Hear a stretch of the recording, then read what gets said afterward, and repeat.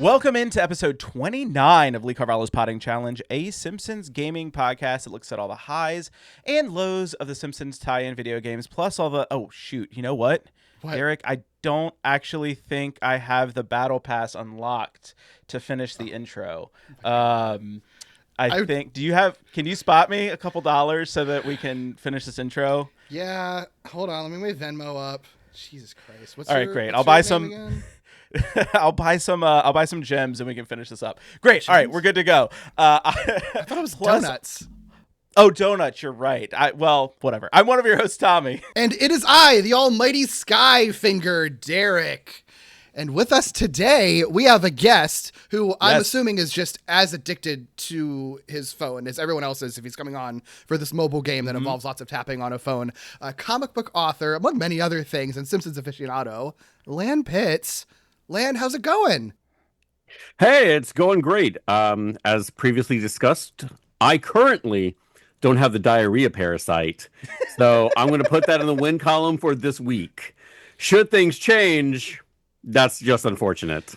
You can email me anytime between now and when the podcast drops if you need me to take do a disclaimer, to do a correction. We can do a correction. At the time of recording, Lan did not have the diarrhea parasite, but unfortunately.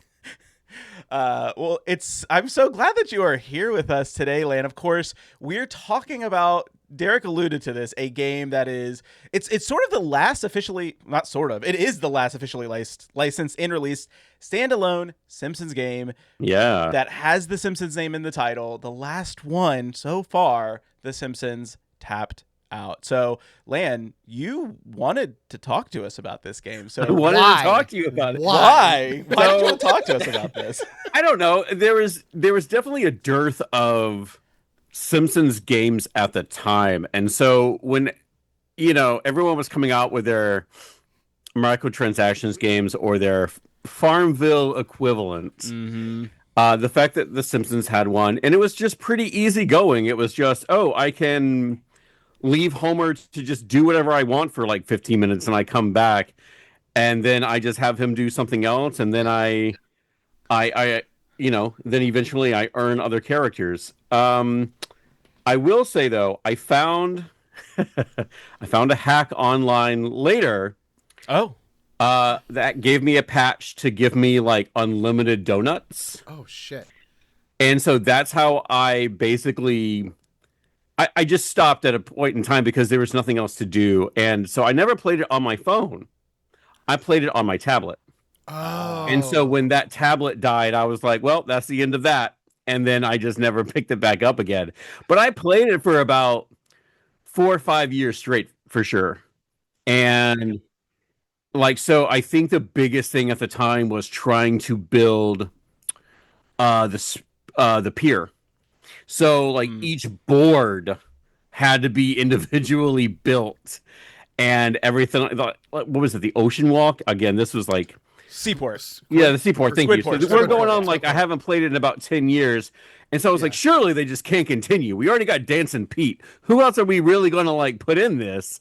No, there's just dozens more and they just kept coming. Because at one point, I believe they did add Sherry Bobbins and who else? It was the cuts got deeper and deeper and deeper. And because I had friends who still played it vicariously that's a weird character to add. Sure, that makes sense. So, but yeah, it was just a really fun, momentarily minute dose of dopamine. Anytime you'd hear comic book guys say, loneliness and cheeseburgers are a dangerous mix. And I'm like, oh, cool. He's done doing his thing. Perfect. So, and then I just go back to doing something else. Oh, I love that. So first of all, I need to know. So when you say you had an unlimited donuts farm, that's not the same as, because I'm just going to I'll be upfront, and Derek, you can also give your history real quick with it. My history with this game is I heard it was shutting down. And I was like, oh shoot, I need to make sure I play at least a little bit of this for the podcast. And I played exactly a little bit of this game. I never played it when it was like super, big, but I did learn a lot about some of the techniques and things like that. There was one that was, I think, called the KEM, which is Quickie Mart, like farming, where you just set up a bunch of Quickie Marts and you're able to like farm and things like that from that. Is that one of the ones that you did? No, this was literally a patch, pack patch that I downloaded into the game. Okay, I love that. I'm not going to spend human money on this. What am I, a freak? No.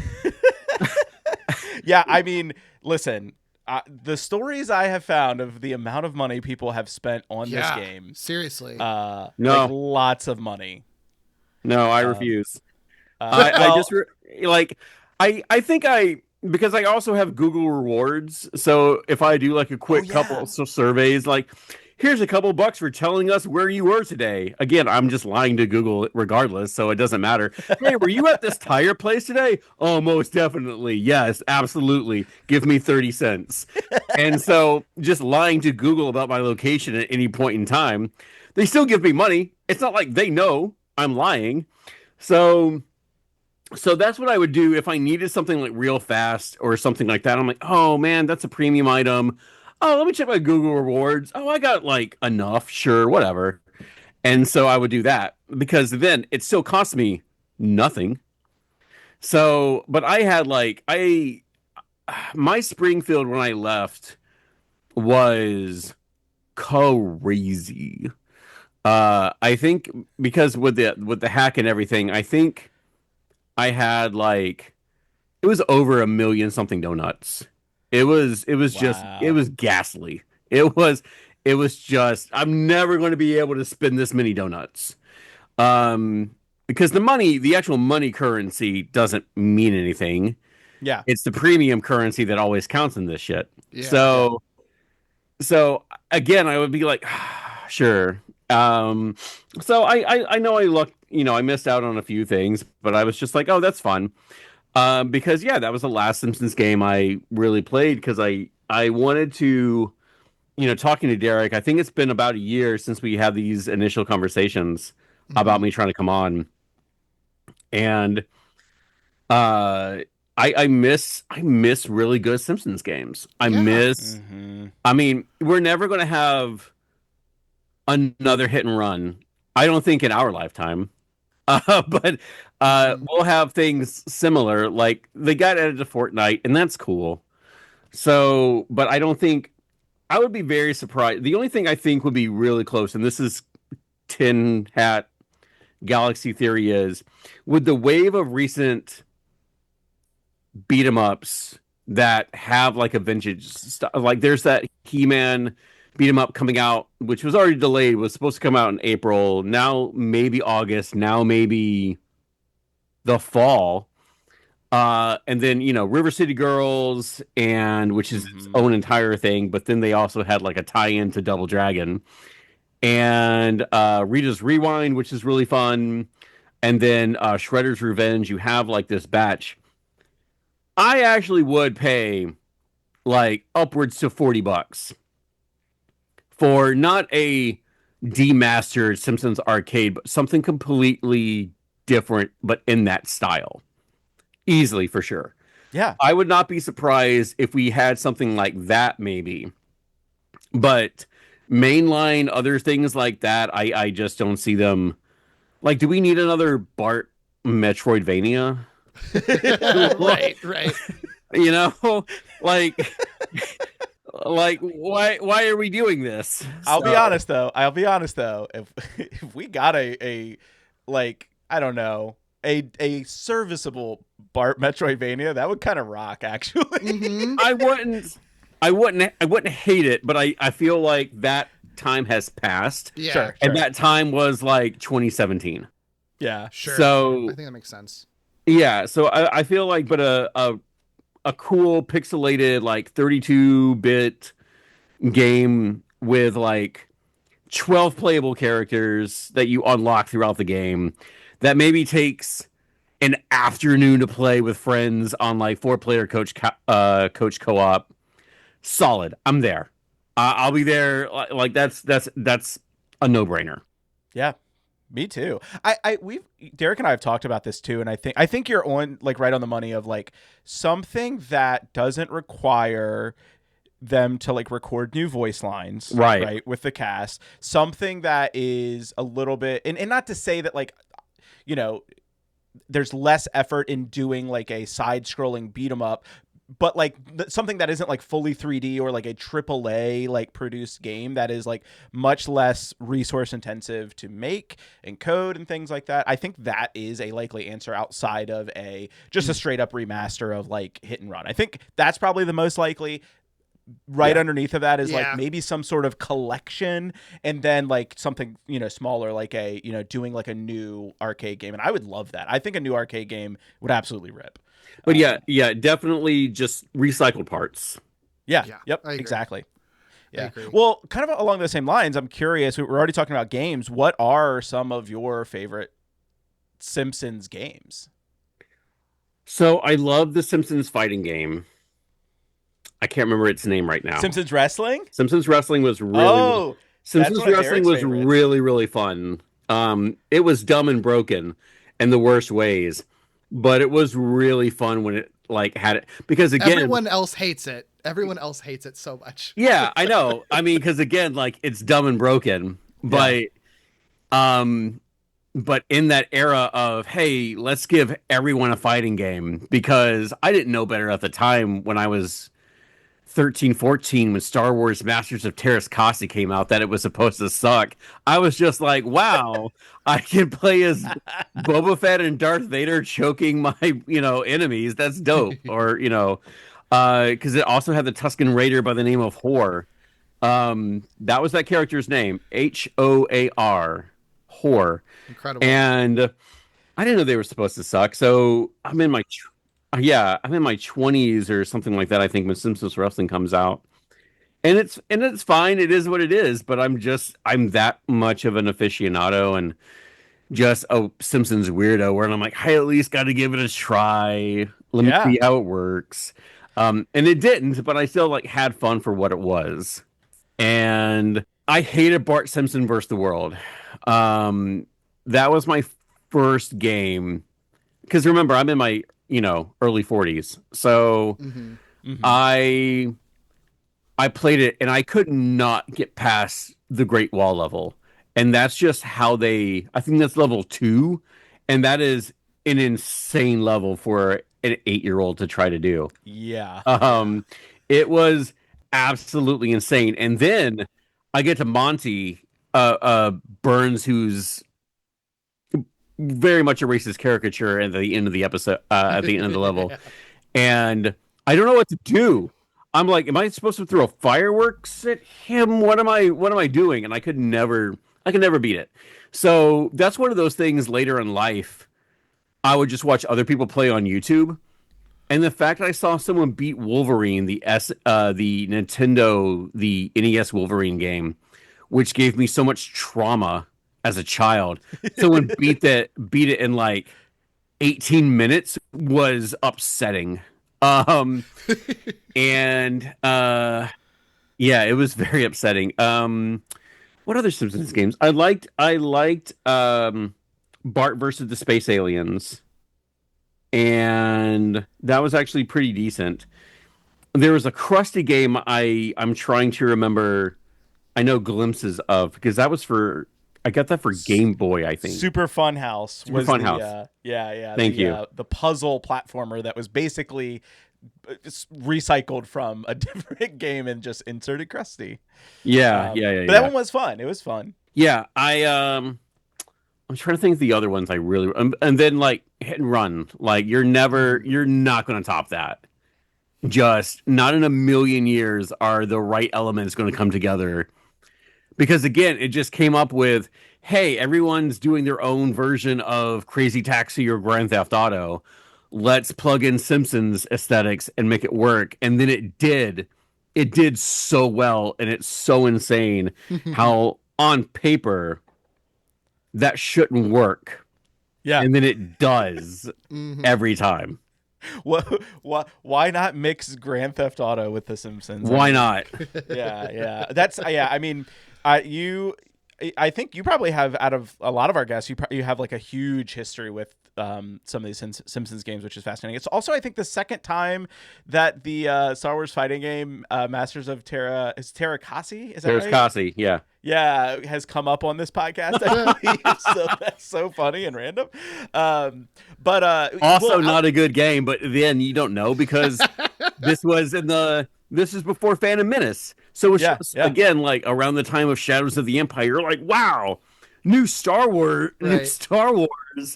Wow, awesome. You don't care.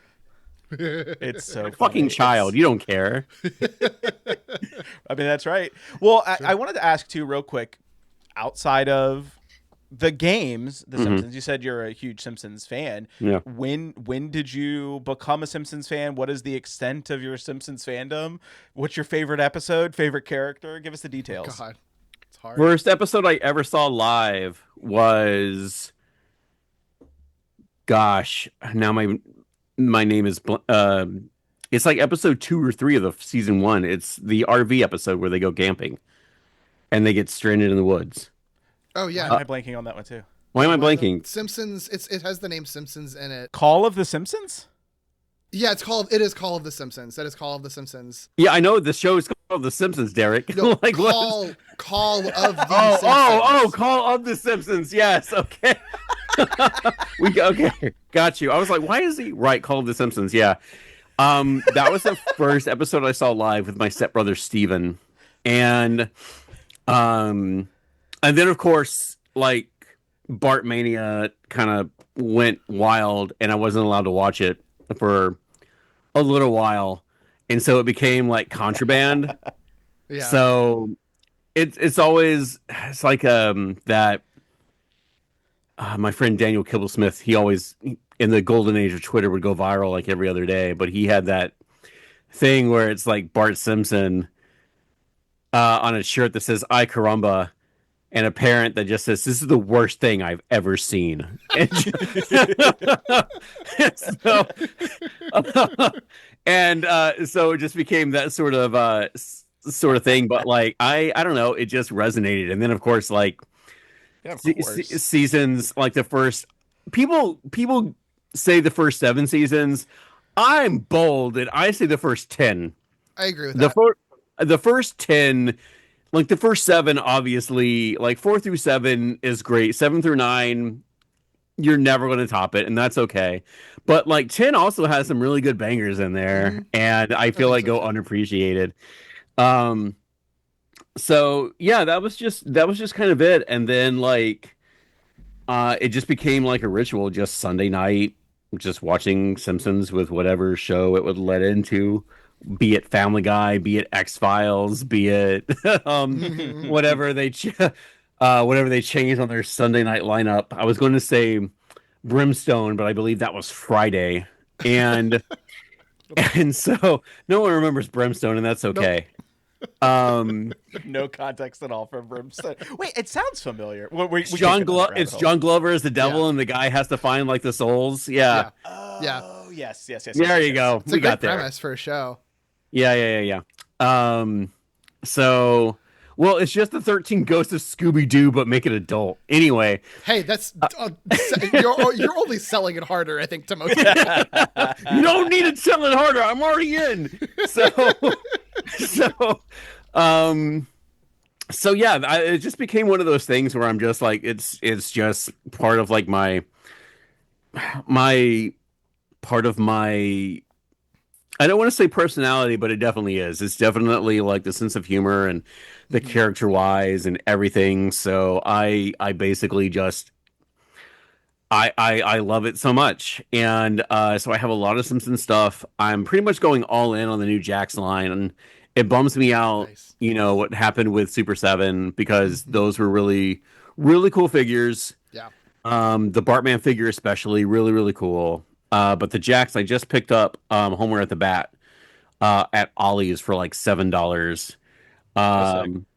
And so the ones I have now, they're all just on the corner over here. But I have Blue Bart, So what the key to my collection is actually my giant like 1991 actual like Bart standee that was used to sell Simpsons merchandise at stores.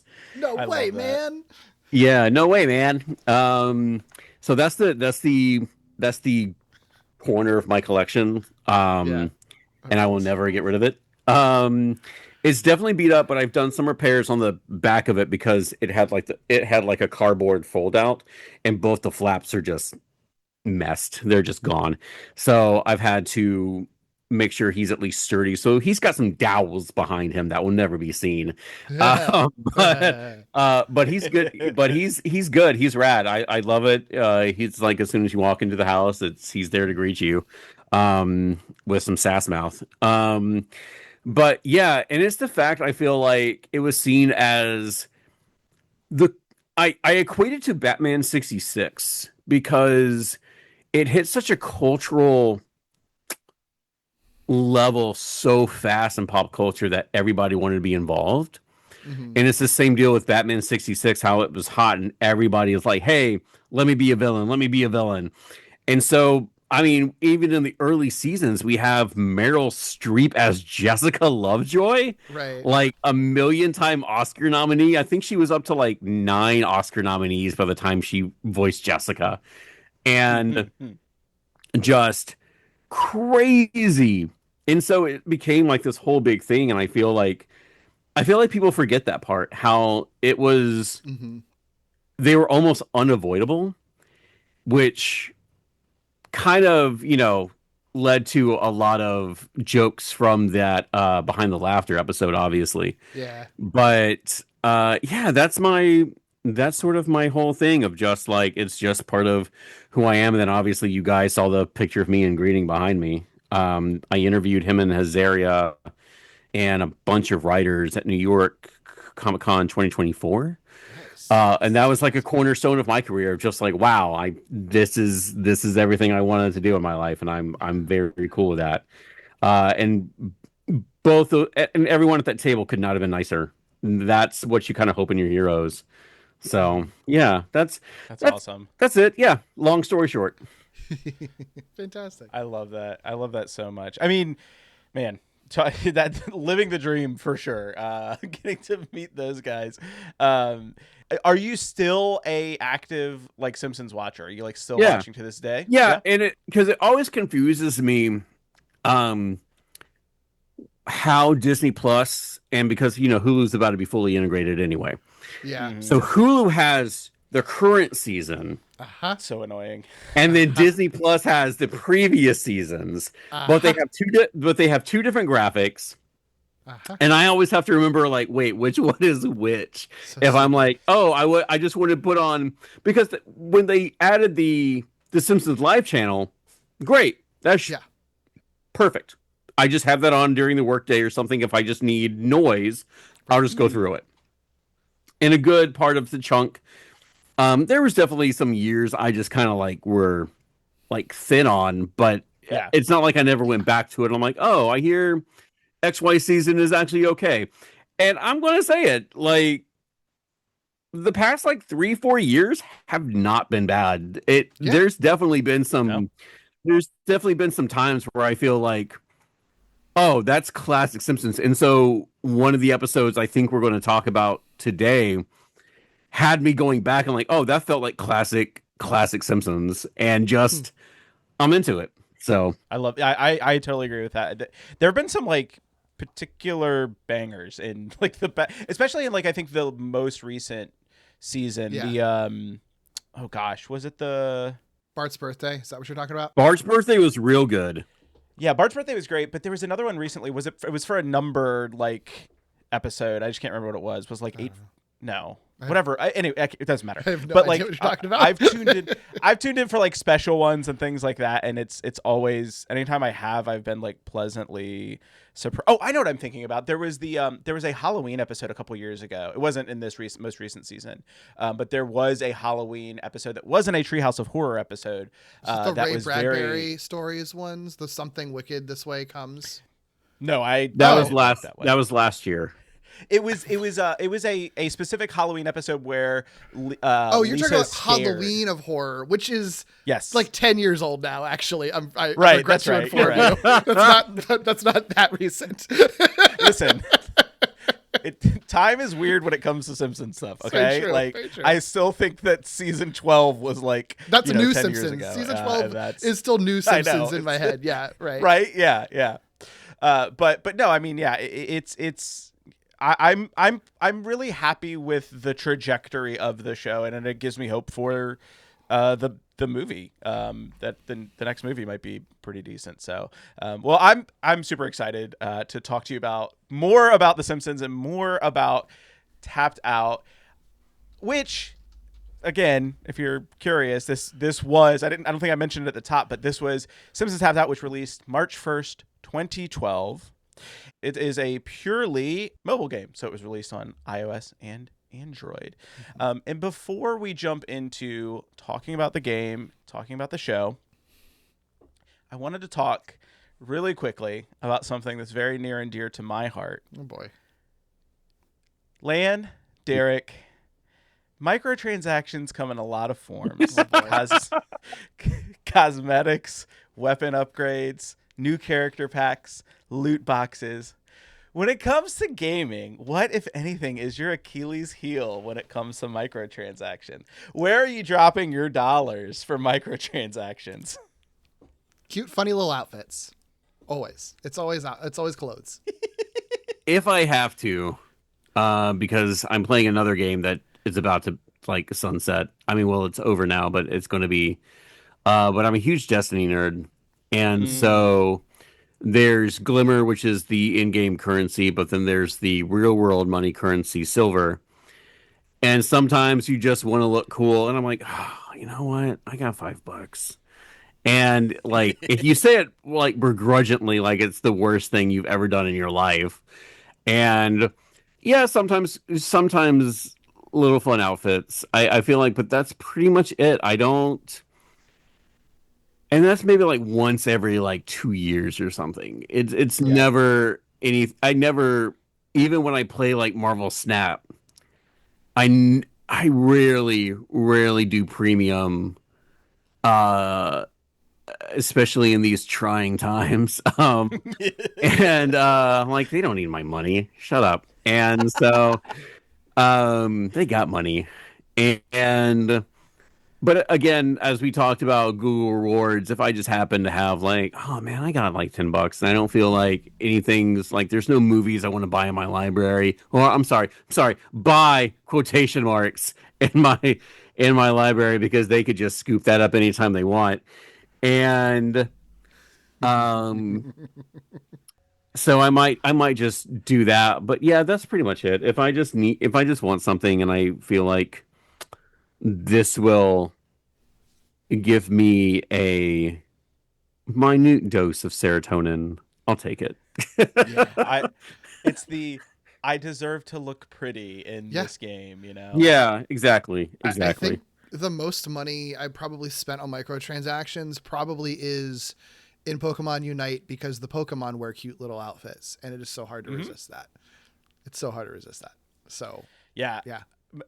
I think mine is a little straightforward, and when I start to talk about it, it's kind of funny because it's a microtransaction, and I'm spending money on a game that is based on like the original sort of form of loot boxes, which is Magic the Gathering Arena. Oh god. And so, I mean, I basically have spent money on the in-game currency in that just so that I can do like drafts and stuff like that. Draft is like a format for, for listeners or y'all, if you're not familiar, is where you just basically, you're sitting at a table with 8 other people and you are picking a card at a time, and then you're going to build a deck at the end of it, and you go through 3 packs. And yeah, that's what I think is my biggest like Achilles heel is I'm just like, if it's $10, I can do a draft. If there's a new set that's coming out and I haven't played in a while, I'm like, I'll just do it, and then I'll get my money back, right? Like if I'm good enough, because that's the whole thing is like you do events and you get the money back, and then of course that's not usually how it works, because I'm not that great at the game, and so you end up not necessarily getting quite all of the money back to it. But outside of that, I think there was a time when I was super into, Lan, you mentioned Destiny. I was super into Overwatch. Okay. And, I got into, I think, you could buy loot boxes in that, or they had I think they had the battle pass at like a certain point, like when I was still playing, and or Dead by Daylight was another one that Derek and I played too, and they had the battle pass as well. So, and it's just one of those things, and I don't know if y'all feel the same way about it, but it's always this sort of like bartering that you do with yourself, right? Of like, I've spent this much time playing this game for free. I can justify putting $5 in, like that's fine. Like I've already gotten like my free amount of usage out of it. I can put a couple bucks in, and you do that like over and over again, and one thing turns into another, and $10 here, $10 there, $10 there, and it turns into, at the end of the year, you've now spent like $50 or $80 or $100 like on a game. The key is to never look at the total. Yeah. Yeah, never look at the total also, but also just like I refuse. No. I will not. Like I said, so like $5 to $10 every 1 to 2 years. That's my max. Absolutely. Because I definitely have thoughts and feelings about microtransactions.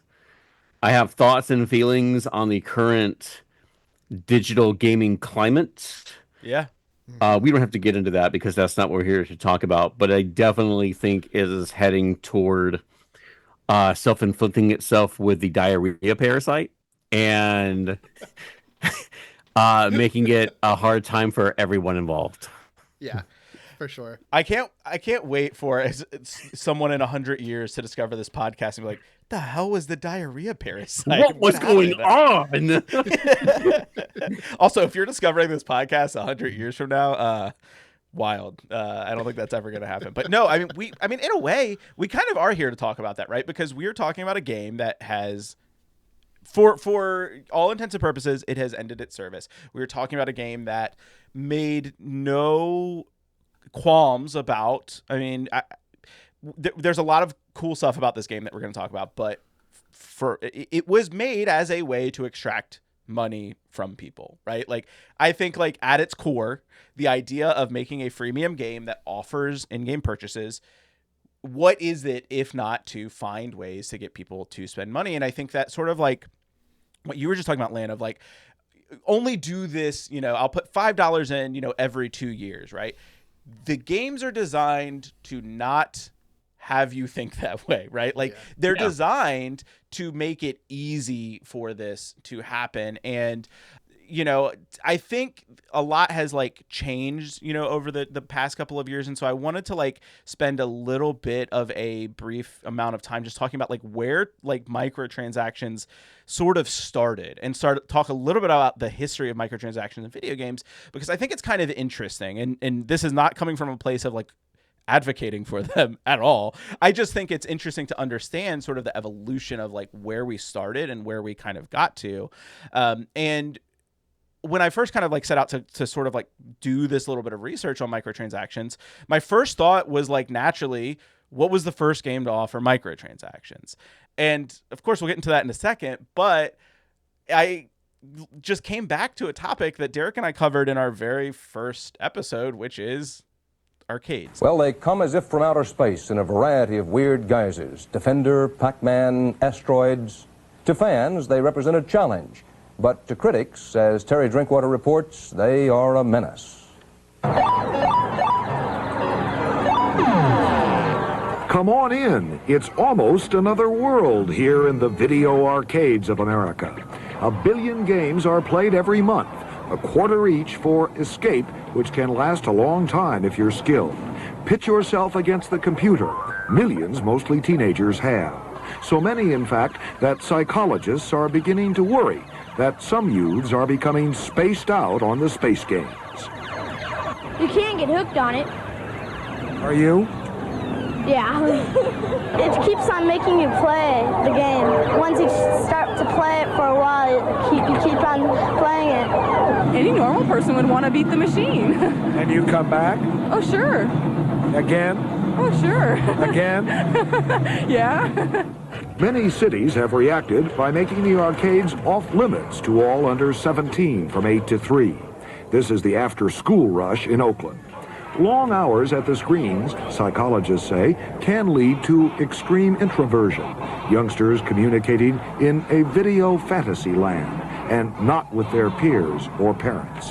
It's not addictive in the sense of a drug dependency where you're going to have withdrawal symptoms, but it is physically, you can become physically dependent upon it because you get an arousal and then a relaxation response. It's the same as a roller coaster or gambling or playing cards intensely. Many teenagers are frank in admitting their dependency. Well, it's the moving lights partly. Some of these games are really hard to do. It just takes a lot of skill, hand-eye coordination, and it doesn't cost as much as some other things, and it's legal. Yeah, it's addictive. It is. Because you sit there and you just want to play it more and more. We don't really prefer to use the word addictive. We think it's associated with negative connotations. We prefer to use the term compelling and highly popular, which obviously they are. And the manufacturers add they teach a bit about computers, too. This is the current craze game, Pac-Man. I like the little man. He's really neat. He eats up all the other things, you know. How about that Pac-Man song that I hear around here all the time? Yeah, you sing it a lot. You hum it. Indeed, and play it on the jukebox at full volume.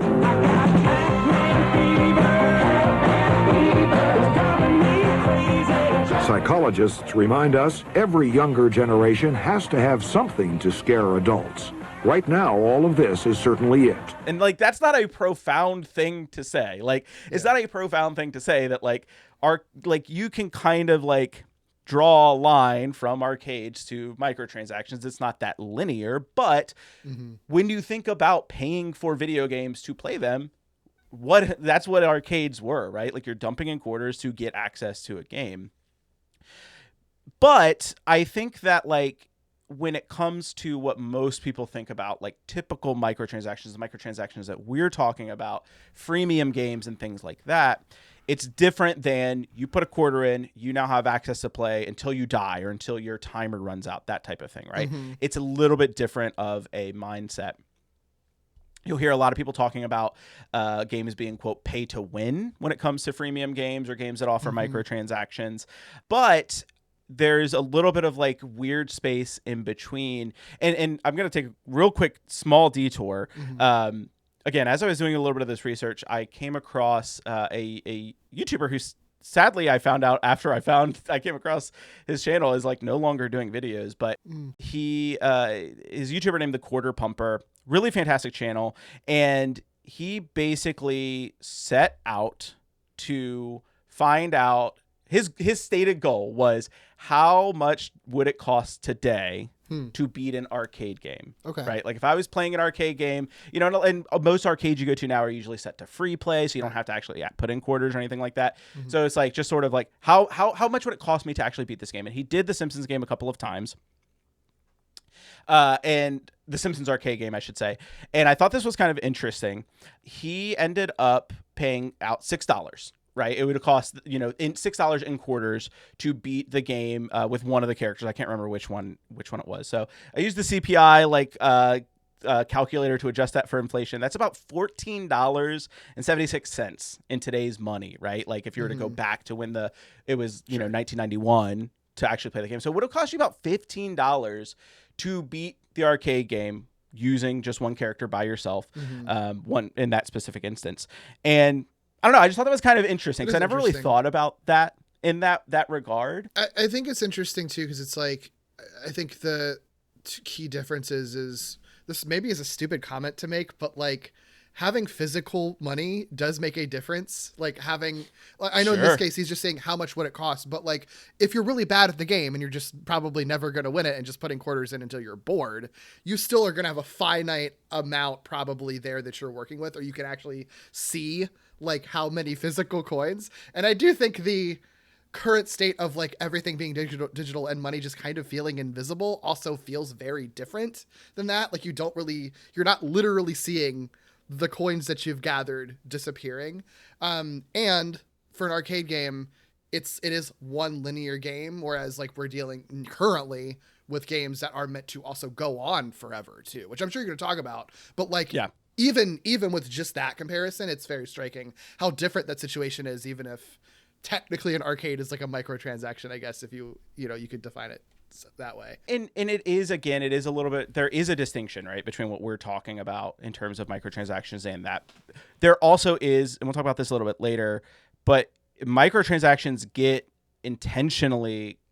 gradually intentionally more and more complex, right? Because like what you're talking about, Derek, like you're right. You put a quarter in and then you get a continue, right? Like that was the old sort of style. You either put a quarter in and you get a continue, or you get a life, or whatever it is.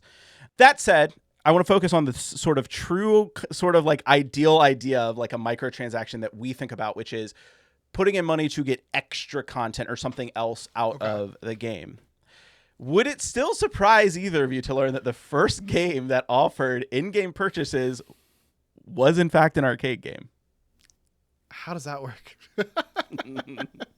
Have either of you heard of the game Lost Tomb? No. Okay. So Lost Tomb was a twin stick shooter, and it was a game designed by Dan Lee, published by Stern Electronics. And basically you control a treasure hunter who is dropped at the top of a pyramid in South America, and then you must work your way down to the bottom. The gameplay consists of a rudimentary map wherein you choose different doors to make your way down the pyramid, and then rooms that consist of like walls, obstacles, and monsters and stuff like that.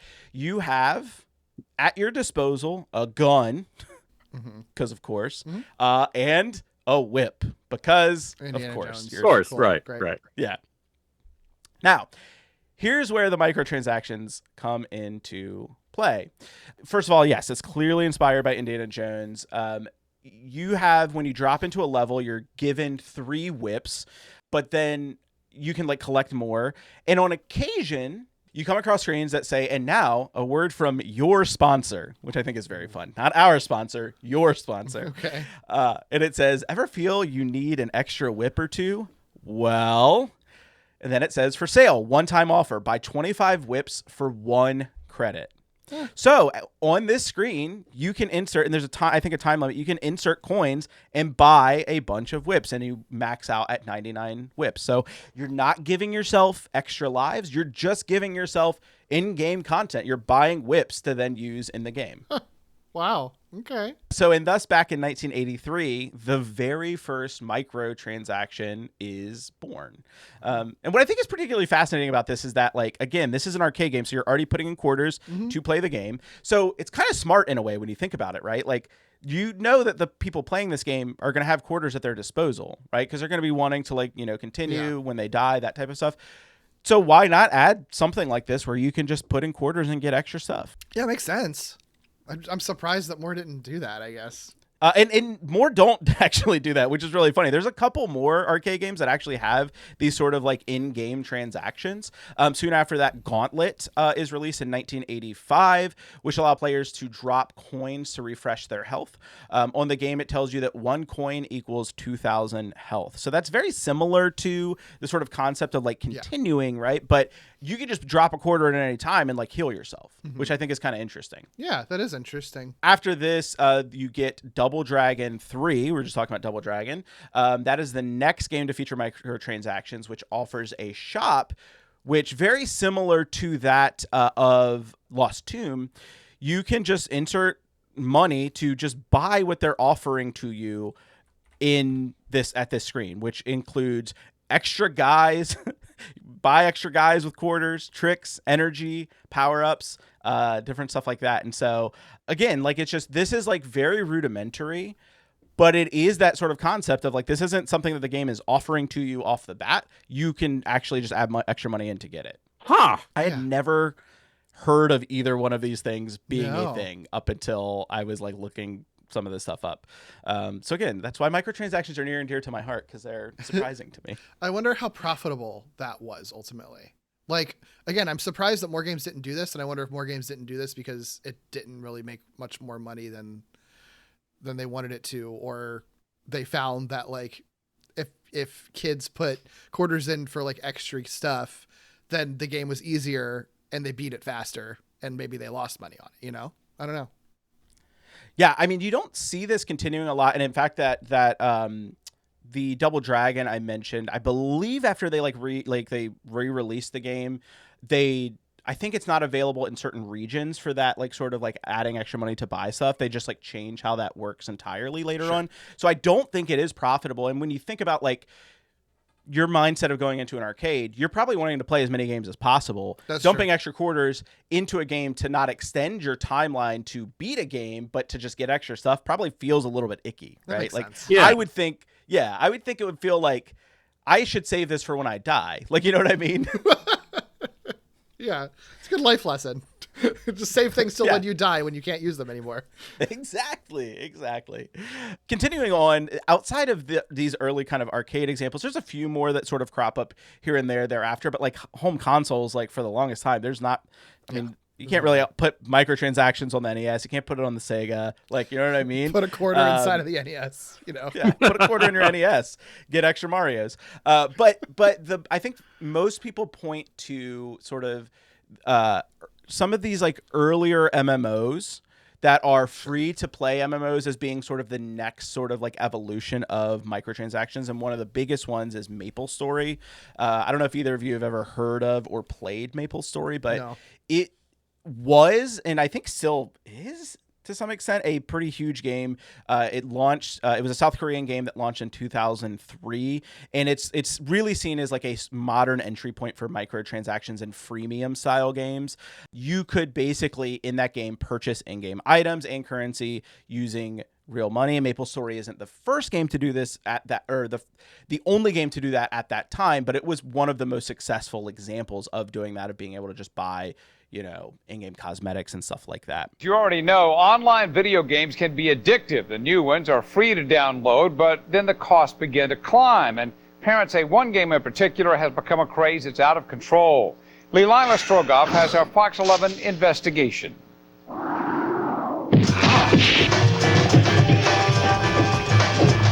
Battling cartoon monsters, using magical powers and potions, swords, weapons, and trickery.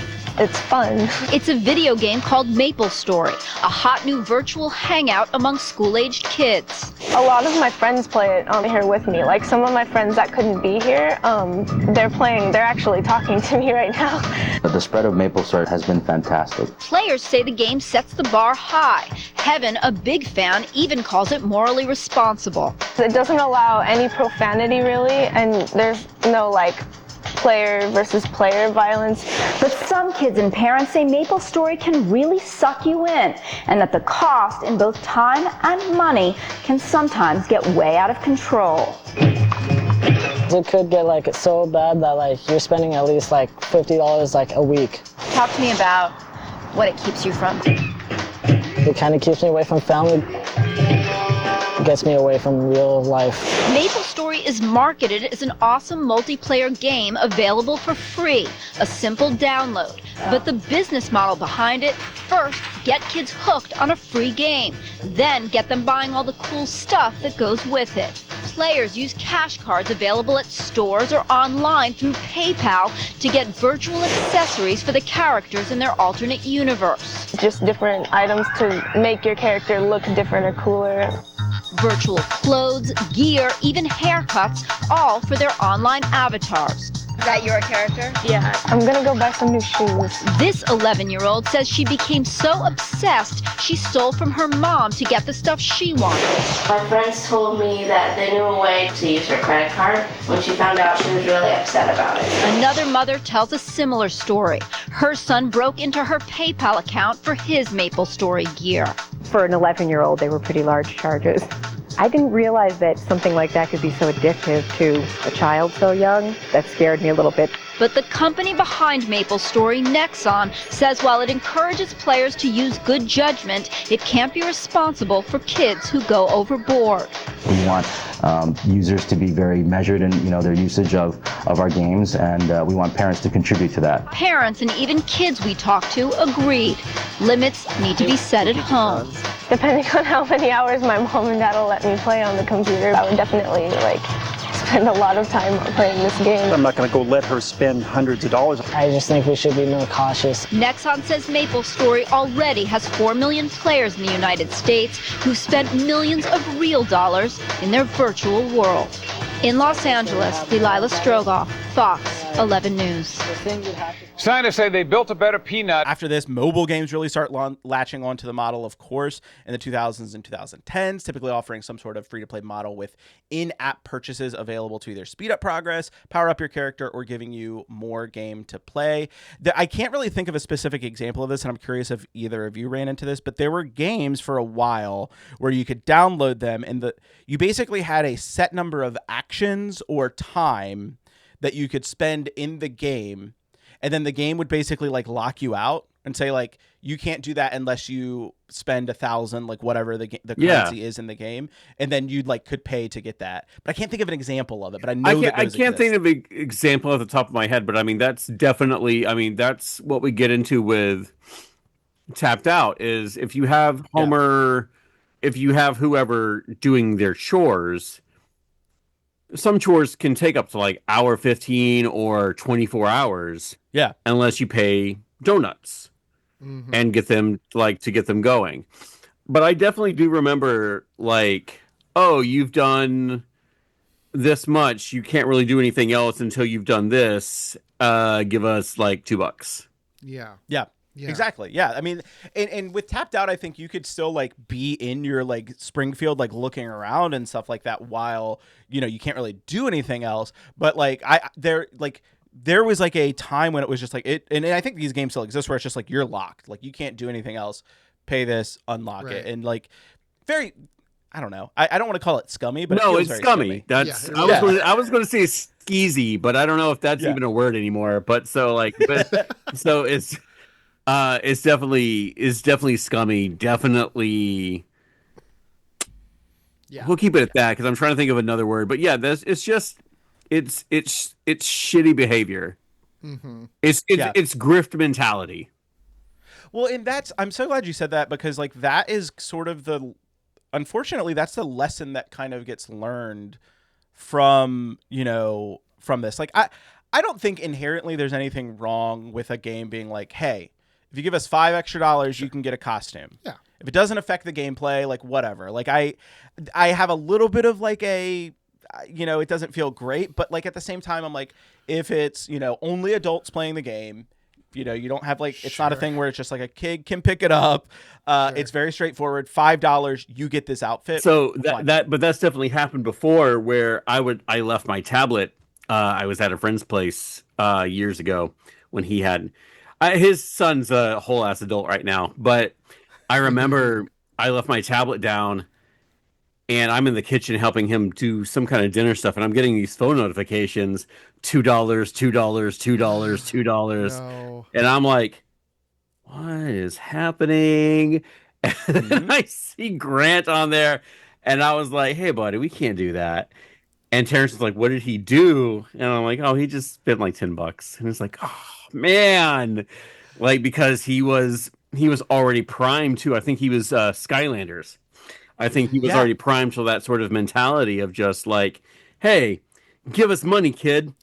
Right. It's fascinating because I think, from this period, like the 2010s to where we're at now, there is this sort of like it both becomes easier to spend money, but also the economy becomes in like these games becomes increasingly more confusing and more complex.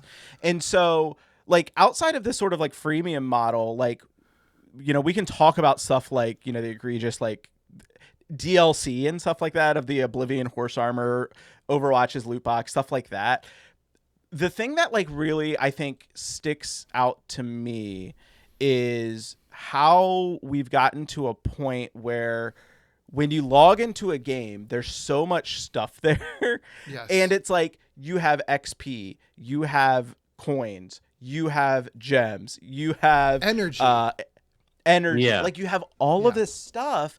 And yet it's also somehow like super easy for like a kid to pick up and like exactly figure out how they have to get something like to pay money for it. You know what I mean? Yeah. It's like this weird combination of weirdly complex and like, so it's so confusing to understand it, but also like easy enough that a kid can just spend $10 at a time. Yeah. And not even just $10. Like there's stories of like people having like $200, like, you know, spent on games. I mean, they make jokes about it in The Simpsons, and I think even in Tapped Out itself, like, you know what I mean? Like, so it's like, it's well known that like this is a problem, and yet here we are. I mean, it's no Corey hotline, but you know. Yeah, right. I don't know if I might be missing that reference. Corey from the television series The Simpsons, where Lisa calls the Corey hotline, and what was that? What episode is that from? It's early. It's the Coreys was like a running thing for a while for Lisa. And then there's one episode where she spends a lot of money just being able to like hear from the Coreys. Yeah. I don't remember what episode it's in. It's just a subplot in an episode. Yeah. All this is getting cut out. I can't look bad on the podcast. Okay, that's fine. I'm joking. I've done that before on I my like stuff. Darius. I'm like, It's from the show The Simpsons. Spoiler alert, none of this is actually getting cut out. So I always look bad on this podcast. This is the podcast where I look bad. But that's kind of like where I am again, like my level of fandom and respect to the show. I mean, it's just part of my everyday vocabulary and vernacular. If I feel like a plan's coming together, I'll say, now I'm on the trolley, you know? So I mean, it's definitely just part of my everyday sort of thing. I do, what else? I like 7 thumbs up. That's a good one. 9 thumbs up is even better.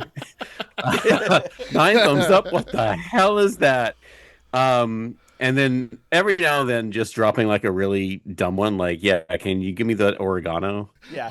Oregano. What the hell? Pretty much all I call it. Yeah. I can't. And Capner's delivery on that is so good. It's just she's angry and confused. What the hell? Yeah. What the hell? It's her whisper.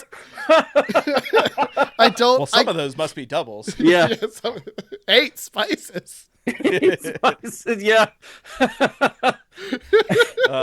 This is when I do like, because eventually, much like wrestling, how it's just if you get enough like same collective nerds, you just start naming things. It's no context. It's just like, hey, remember that? And then that becomes like a game in itself. So I says to Mabel, I says. Yeah, exactly. Hey, Roy. Yeah, it's funny because I notoriously, I don't know why, as soon as like the podcast starts recording, my brain just like shuts off like any of the references that can happen. I don't know why that happens. Oh no. Well, okay, so there was this show called The Simpsons that started in 1989 with a Christmas pilot, which was springboarded from the Tracy Ullman Show shorts. The Call of the Simpsons, right? Yeah, exactly. Call of the Simpsons. Yeah. No, so I totally get it. But yeah, I don't want to say it's criminal behavior, how a lot of this stuff is, because they've definitely figured out like a psychological flowchart of how to, if you can do this, you can definitely do this. But it's primed for baby no brains to understand. Yeah. That's the worst part about it. Yeah. And I, again, there is this like level of like, you know, bargaining that you can do with yourself too. Like, I mean, again, like I think we all probably have varying levels of this, but like there's so many times and so many people experience this, and I can't even imagine for people who like may deal with like a gambling addiction, like right. Like, when you have like a battle pass and it's like, oh, I'm almost at the end of the battle pass. Oh, I'll just drop $20 so that I can just get all the way to the end of this battle pass. It's almost the end of the month, and then the next month comes out and it's like the next battle pass, and it's like that's the piece that like I think is criminal, I think is the right word, because it's also like you shouldn't when it came to arcades, it literally was 1 coin equals 1 credit. Right. I mean, I guess in certain examples it was like a game costs $1, whatever. You know, you understand what I'm saying. You're putting in money, directly getting credits. But now it's just so much more complex than that, and it's also just like so much more driven by greed. One of the like the AAA titles I want to call out that I think got a lot of flack for it being able to spend in-game currency. I think, Derek, you know this. It was Mass Effect Andromeda. A game that famously everyone loved, and everything went over very well and was a very successful franchise starter. It allowed people to spend up to $100 at a time to get Andromeda points for the multiplayer, and it was like co-op multiplayer. So it wasn't even like you were getting like a benefit, but I mean, you were getting a benefit. It wasn't like you were getting a like competitive advantage, I should say. But still, it's just like the mentality of that, of spending $60 on a game, and then you can also then spend immediately $100 to get 12,000 AP, and it's like, what is the what's the you have to then do the conversion rate in your head of like, and again, to your point, Lan, like you mentioned this earlier, all of this is digital. Like all of this is can go away in an instant. Yeah. Right. I mean, it's not like itchy and scratchy dollars. Yeah. And you know what? It's At like, least you get a cute little like souvenir essentially out of that. If you don't spend your itchy and scratchy dollars, you can take it home. You have your itchy and scratchy dollars. Yeah. Right. Which is something I wish they actually sold at the parks. It's very silly because other parks, like, they're riffing on what other parks did. Like, it's not like that wasn't a real thing that theme parks have done. So why can't the Simpsons theme park do it? Right. Like, whatever. But have either of you gone to, because I think they're about to be closed. I think everything's about to be, but have you, because I guess it has been 20 years since they started, but did you guys ever get to go to like either Universal to check out Simpsons World? Nope. No. Nope. The last time I went That to is a Universal bummer. was right before My it opened. gosh. Yeah. Oh man. Yeah. So I went right before, because I used to live in Florida. And so I went several times. And so there was definitely a few things I'm glad they included like as little jokes, but I wish they I would have bought itchy and scratchy money just to have it. Again, that's just, my stupid mentality. Yeah. And, but I did get a Bort license plate pin, and that's the important thing. Of course. The fact that they actually had Bort license plate pins. Yeah. Well, and I also just think it would have been fun to have itchy and scratchy dollars just to be able to whip out at any point. Yeah, Like, you take itchy and scratchy dollars. Yeah. I'm still holding out hope for being able to go before it closes, because it's not, I don't think if the earliest it would close would be next year, and maybe not even until 2028, because that's when the actual 20 years thing is up. So there's still time, but who knows? We'll see. Yeah. No problem. So start the GoFundMe to get Lee Carvallo's potting challenge to the Simpsons World at Universal Studios. We'll podcast live from there. I promise. If somebody sends us there, we'll do it. But yeah, I mean, that's really all. That's the biggest thing I wanted to talk about with microtransactions. This was a really short, brief history. I just mostly wanted to talk about like where we started and then where we are today. And again, I think we kind of covered like the where we are today is there's a lot of like in betweens that I left out, but like the where we are today is everything's scummy, everything's confusing, everything has a battle pass now. Like everything does. I don't know why everything has to have a battle pass, but it does. Yeah. And what really sucks too is when usually they have it set up where if you do spend money to get like your gems or your donuts or whatever the fuck, it's always like an odd amount that you're getting from it that you're never going to be able to, like, you're always going to have a little bit left over, which makes it more enticing to be like, well, I've got like 40 of them here. I'll spend again, $20 it's all psychological warfare. Yeah.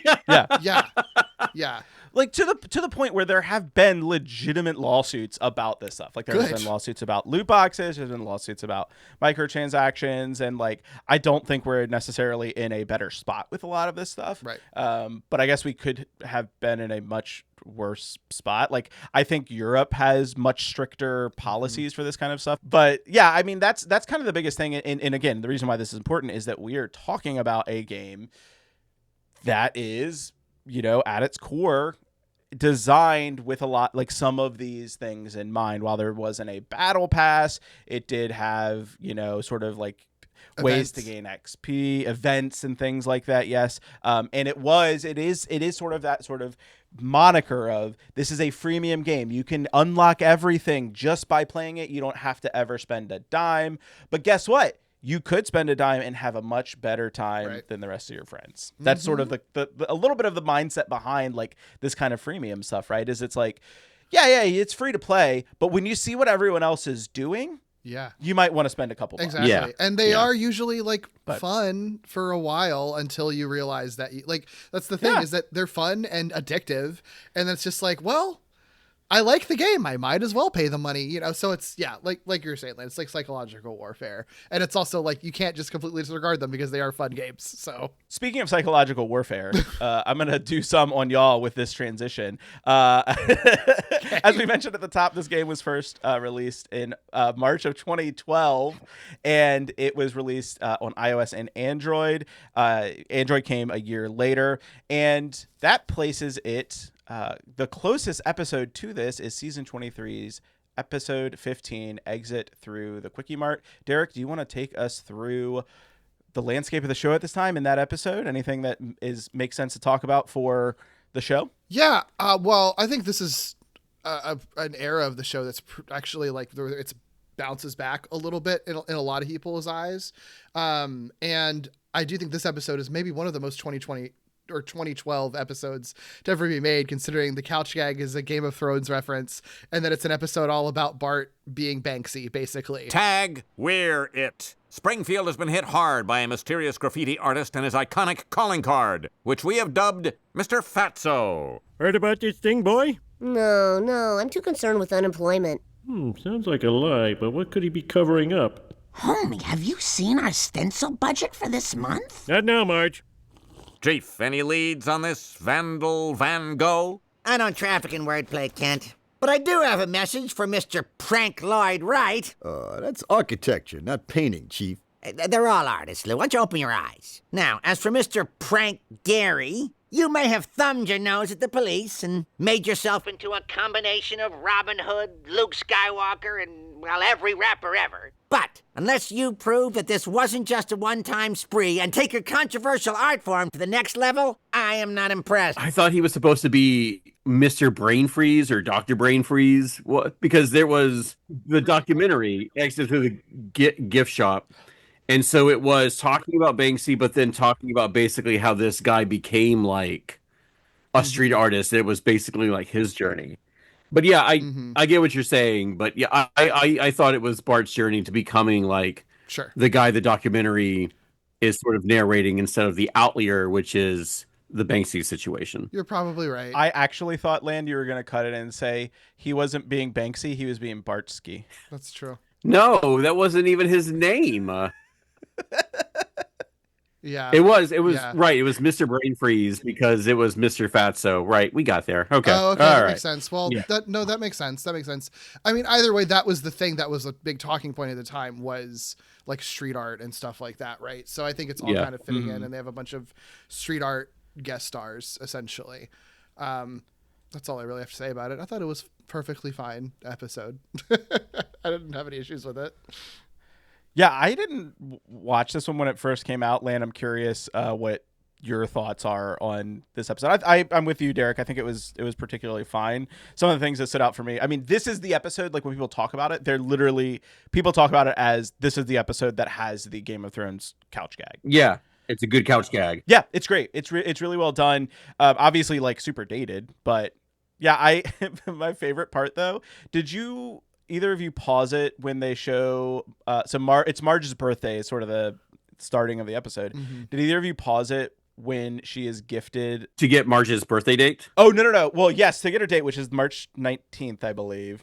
But when she holds up the apron, it's an ode to a radiant mom, and it has a sonnet on it. I did not pause to read the sonnet, though. So I'll read it real fast because I did capture it. Well, I captured it, but then I went to TV Trips because it was easier to see than on the screen, especially on the screen on Disney Plus. Because Disney Plus still has really crappy bitrate when you're just watching on your browser. Anyway.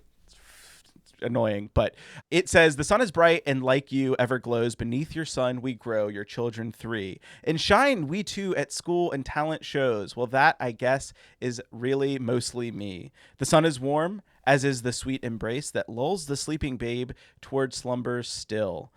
It dries the tears from her cherubic face, and every sort of goo the babe doth spill. The sun is hot and woe to pranking guys, whose mischief-making tracks her fiery gaze. She, punishing, leads flames into their skies. No TV will they watch for many days. I stitch this ode for love and not for fame, to bring delight to those who freeze the frame. That's pretty good. And they say there's no good new Simpsons. No good new Simpsons from over 14 years ago. Right. I do think this is like what scrolling through some of the episodes. And actually, this was a time when I didn't see this episode live, but I was watching the show off and on. And like, there's a lot of really good ones in this season. So like, yeah, I think it fits in. I think this one, I don't know that this is one of the best ones that I've seen from this season, but like, it's also not offensive. Like some of the ones we watched recently are from like season 15 or something. Yeah. So yeah. Yeah, my favorite line from this episode is Marge saying, "Homer, have you seen our stencil budget this month?" That was a good one, and I'm trying to remember. No, that's in the other episode we were going to watch. This one is still pretty good. The stencil budget line's really good, and it felt like really fun, obviously. But I was trying to remember. There was some controversy with Shepard Fairey not too long ago. Oh, and really? I couldn't remember what that. Really? I'm trying to remember what it was. It wasn't anything like super, super dicey, but I know he was in the news. But again, it could have been like 8 years ago at this point because what is like time? But I thought it was interesting how Bart blatantly rips off Shepard Fairey for his like. Dope thing, and Shepard doesn't even like acknowledge that. I thought that was a really weird situation of like, man, he's ripping you off literally right now. Yeah, instead of that being a crux of it, it's that he's secretly a cop and he was putting up posters to tell people to obey the whole time. Which is pretty funny. I think that's a funny. It's funny. I think that's really funny. It is funny, but it also is just kind of like, I'm with you, Lan. It's like that could have also been like added in as the inspiration, but easy. Yeah. Oh, he did Kamala's forward poster. That's why I was like, he was just. I just remembered him being like basically dug up again to do more political stuff, and he wasn't. I don't think he accepted payment for the work either. I don't think he did a lot of pro bono. Interesting. I think he did a lot of pro bono stuff. Nothing like controversial of just like he's in like something bad. I was just like, he was just in the news for something, right? Because he did Kamala's poster. Anyway, Gotcha. Again, what is time? I don't know. Yeah. What is time? Yeah. One little fun fact about this one, it has a lot else to do with the episode itself, but the one before it is the episode At Long Last Leave, which is the one written and like billed as like the 500th episode. And they made a whole big deal about that. I remember I did watch that one live, but I didn't watch the episode that came out the week after it. So that's very funny. Yeah, this is the 501st episode is the one that we were talking about. Yeah. And yeah, it stars like guest stars like all of the street artist folks that famous street artists people would know. But yeah, the other one that we already alluded to, and I thought we could talk about it later, but I think we may make sense to just go ahead and talk about it now. Let's just do it now. The episode that premieres when the game goes offline, which premiered on February 12th, 2025, which is The Past and the Furious. Yeah, it's interesting comparing these two because this is basically, I mean, if you want an example of how much has changed since Tapped Out started and when it's closing, it's that Disney Plus has become a thing and there are now Disney Plus exclusive episodes of The Simpsons. So we said earlier that there's like this on Disney Plus, there's the classic Simpsons episodes, there's the Hulu section that's just the current season. There's also specials that they've done, like the Disney Plus anniversary or their crossovers with Avengers or whatever the fuck. Those are all separate files you can look up. But then there's also this like fifth thing that's like just Disney Plus exclusive episodes that are just regular episodes, but I think they're all weird in some way.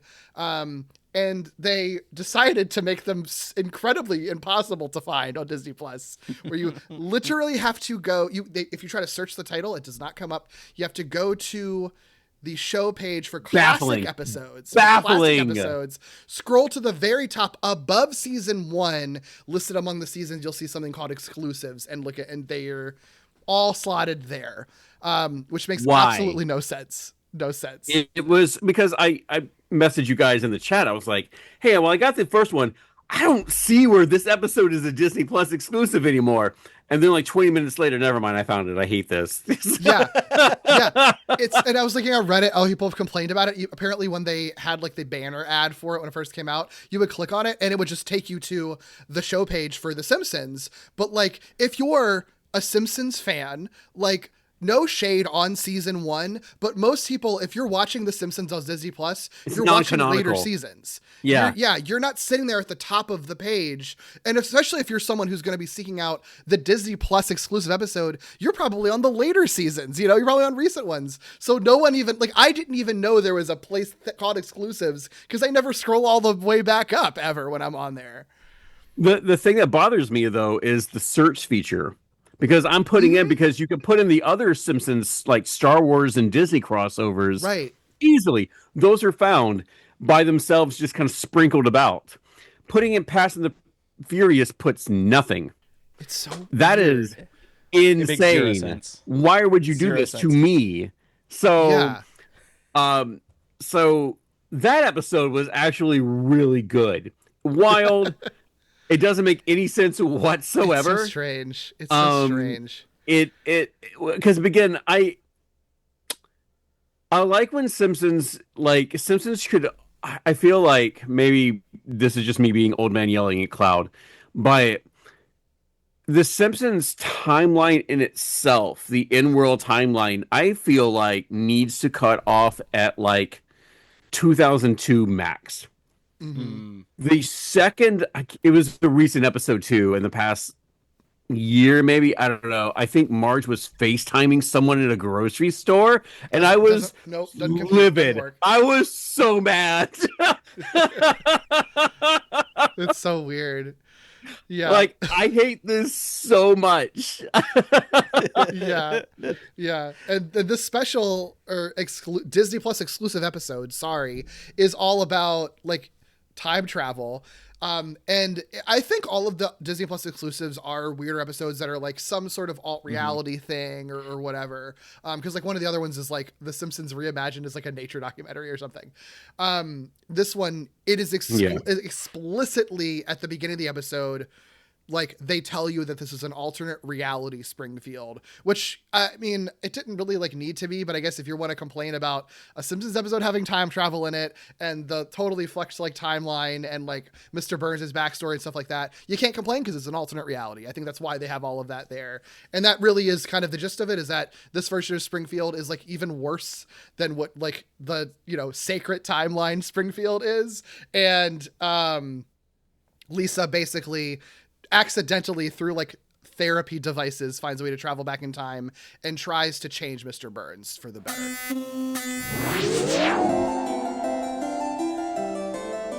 Monty, you have to believe me. I'm from 100 years in the future, where you've become bitter, mean, and have ravaged our town's environment. Pah, the future. Sounds like someone needs a little moose oil.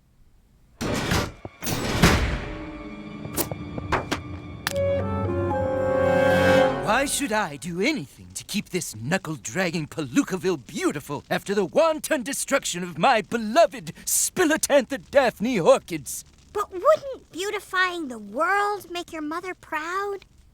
Mother, maybe it would. Maybe it wouldn't. Yes, that's right. It's me, Mr. Burns from the future. How did you get here? I used your buzzers to zap my old self into my young brain box. Now hear this, young me. The life of a selfish tycoon is beyond compare. How so? Through exploitation, war profiteering, and owning the Las Vegas Raiders, you will amass billions. That does sound possibly excellent. Yes, you'll have a Picasso in every bathroom, an army of loyal hounds, and command your own Smithers. Wealth, power, whatever a Smithers is, it's all hard to resist. But still, I feel a profound darkness in my future self. Maybe I should find another path. Yes, all you have to do is believe that one person can make a difference. Dang it! Dad, I was just about to save Mr. Burns' soul and change the course of this town's history. Oh. All of the Disney Plus exclusive ones, I haven't watched all of them, but they are really fascinating in terms of like how they sort of like stretch themselves a little bit. And they've talked about, I think like I was reading that for the first one, which was Oh Come On Ye Faithful, All Ye Faithful, Carolyn Omini was talking about like, you know, you can do more with this. And that one I think specifically too, because it was a longer episode. That one's like 45 minutes and maybe even is like, it might be like a split episode technically, but it's all in one. It's like double length episode. Yeah. But either way, like they can do some interesting stuff. And yeah, and I wasn't expecting that going into it. When it opens up and it's like, you know, alternate reality Springfield, I was actually kind of like, okay, that's fine. Like, why not? Like if you're going to do something that's like, you know, listed as the season is Disney Plus exclusive and not just part of whatever the previous season, well, I guess 36, then sure, why not do something really out there. What did y'all think about Joseph Gordon-Levitt as young Burns? It's fine. It's fine. There was definitely this felt like some really good classic Simpsons like weird stuff. Again, it could have been a Treehouse episode if it wanted to. There was the line about it's like quantum leaping without the Scott calculations. That was a good line. And then and I've also stopped myself from marrying Roseanne Barr. And then he clicks his heels as he exits.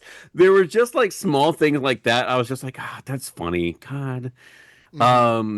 But the voice in itself is fine. I love Marge and Homer in this episode too, because they just try to they're not even gaslighting Lisa. They're just not believing her, because why would you believe in time travel stuff? So when they're in that therapy session and then also bring her home, Marge is like, you probably just saw her photo one time. And Homer's like, yeah, because Cheap Trick told us that's just what you do. It's just time travel rule. And she's like, no, it's not. It has nothing to do with Cheap Trick. Just I did specifically. I laughed out loud at Cheap Trick is your answer for everything. Cheap Trick is your answer for everything. That's such a weird that got me. Yeah, I will say that is we were just talking earlier about referential lines that you'll bring up just in your day-to-day life. I could see that one just being one that just enters the vernacular. Cheap Trick is your answer for everything is just good. That's a good line. But no, I mean I generally agree. I wasn't over the moon necessarily for this episode, but I thought it was fine. I think it. I think I was a little sour on Joseph Gordon-Levitt, I'll be honest, Oh, really? young Monty, but I think it was mostly just because I don't know, I'm Joseph Gordon-Levitt out. It is sort of how dare you do a Harry Shearer impression? How dare you? Even that's obviously that's what he's asked to do, and he is doing a Mr. Burns impression perfectly fine and everything, but it just feels weird. I'm you can't ask someone to play Mr. Burns who's not Harry Shearer. That doesn't make any sense to me, This ultimately, I don't know, so are they going to do more of these Disney Plus exclusive episodes? I mean, probably until the end of time, or yeah. So probably, I would imagine. I would imagine so. I just don't know. I would be curious. No offense to the Simpsons Disney Plus exclusives, but who is subscribing to Disney Plus for this? Because it's the only reason they do exclusive stuff is to be come to Disney Plus. You know what I mean? Yeah. Yeah, you can only see this exclusive Simpsons episode on Disney Plus, where you can see literally the entire history of the rest of the show, right, and the ongoing. It's so a little weird. It's bizarre, and at this point there's only 4 of them or 6 of them, I think. I think there's only 3, and then there's a bunch of specials is the thing that makes it weird. Well, there's the Oh come on, it's hard to say. Oh come on, all ye faithful, Fast and the Furious, Yellow Planet, Extreme Makeover, Homer Edition, and then Simpsly and Yellow Mirror. But I think those, no, they came all around the same time. So yeah, so there's 6 of those, and then there's all the, which I'm gonna be honest, I've watched a couple of the, like, the Star Wars and other like specials and shorts. Not a fan. Yeah, not good. Not great. I'm good. Not my favorite, but yeah. So I guess my question is just like, is it worth it for them to make these? Like, I kind of feel like they have to be like probably like losing money on this. In a sense, because it's like you're paying everyone to make, you're paying them to be made, you're paying them to not be aired and to be paywalled. And again, like there's nobody there. I can't imagine people are actually signing up for Disney Plus to see these. No, but I mean, the fact that one point we did get with FXX, 10 years ago, before we did have Disney Plus sort of integrated, there was Every Simpsons Ever. You just go to everysimpsonsever.com and it was there. And so that's just pretty much like that. King of the Hill, 30 Rock, and Mad Men and Gargoyles are pretty much like anytime TV for me. And so I don't know how much Disney Plus is now. I think like $400 a month. And I don't know. I don't know. I have no idea. I need help with my budget, and my family's dying. So I would pay for just that service. But I feel like that's because there's also YouTube channels that do it for free on the down low as well. It's the same people who do like, hey, we're streaming G.I. Joe all day. We're streaming Power Rangers. We're streaming, Super Sentai. So those channels I feel like are definitely worth it. So when they added the Simpsons Live channel, that would just be like, all right, well, that's today. And then I'm going to jump back, and then I'll do it again, every other day or something like that. The one thing I hate about the user interface is the collection. So when they do like Halloween collection, Christmas collection, whatever, they have the episodes in that collection, but the problem is when you play that episode, it plays the next episode in the season, and it just reverts back to like the season listing. That makes, again, no sense to me. And it seems like it would be an easy fix of just like, great, like it's not a collection. I could just put on a DVD that actually has the whole ass collection. Why don't I just do that? And so that's so bizarre. It's again just minor tweaks. I feel like that should be elementary stuff that isn't.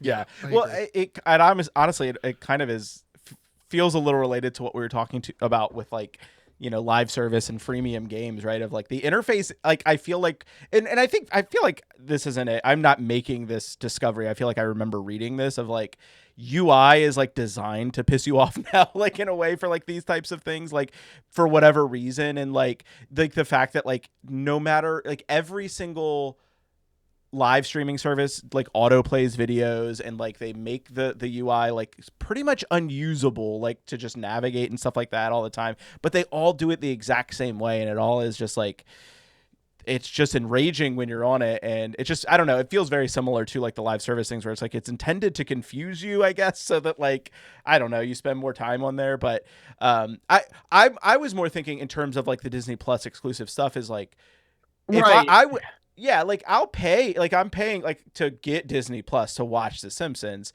but like I don't think you're bringing any more people in because you have these extra episodes. Like people that are going to pay for it for The Simpsons are already paying for it. Yeah. So like we're already here. Yeah. This is just bonus at that point. So I don't feel like the need to like, oh, cool. Wow, another Simpsons thing came out. Better subscribe again.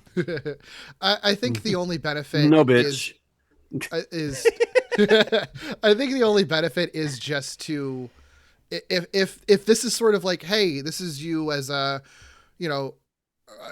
writer, as you can just like flex and do something weird because it'll be a Disney Plus exclusive. Like I could see that being the advantage if that continues to be the trend, that they ask for these episodes to be kind of experimental. I still would just be like, then put the episodes in the regular show. Why do they have to be Disney Plus exclusives? But if it's a choice between weird alt universe episodes or not having them, and it has to be a Disney Plus exclusive, I guess that's fine. It's all weird. I agree with you. It's all very weird. Very, very, very weird. All right. Well, I think that's enough for the show. Let's jump in and talk more about the game. So as we mentioned at the top, Tapped Out. Actually, I don't think I mentioned this at the top, but it's an isometric city building sim developed by EA Mobile and published by EA, of course. And I will note that EA is a huge entity, and as part of EA, it's hard to really tell like who did what in some of these games. Like there's notably, like if you go to look at like the credits for this game, like it just doesn't, I don't even think there ever was a credits like in the game. So it's just hard to like know who are the people who worked on this.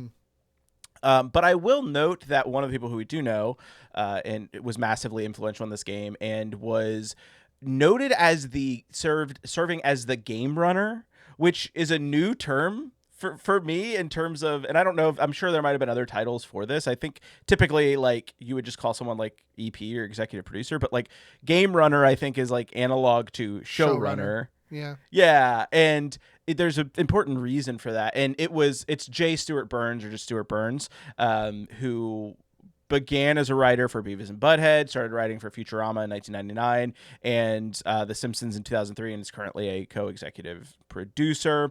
He, like I said, served as a game runner for Tapped Out, and it also, I found that he wrote the script for the 2003 Futurama game. Which is really interesting to me. Yeah. Interesting. So Mr. Burns is touching Simpsons and Futurama. Okay. Right.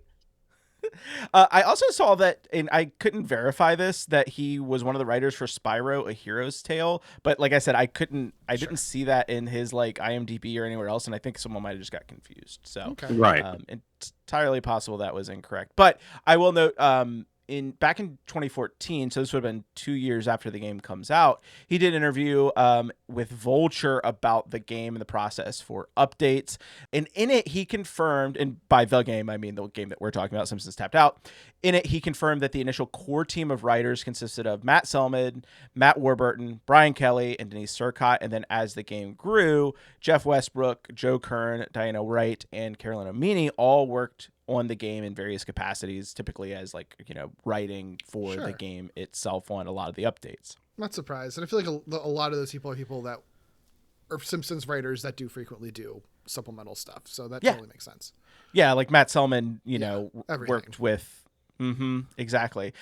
One thing that was really interesting in that interview was that he talked a lot about the philosophy for writing these updates. And just for the listener, like there have been a lot of updates to this game. I have the number later on, but like it's a lot that has like gone into this game if you've never played it.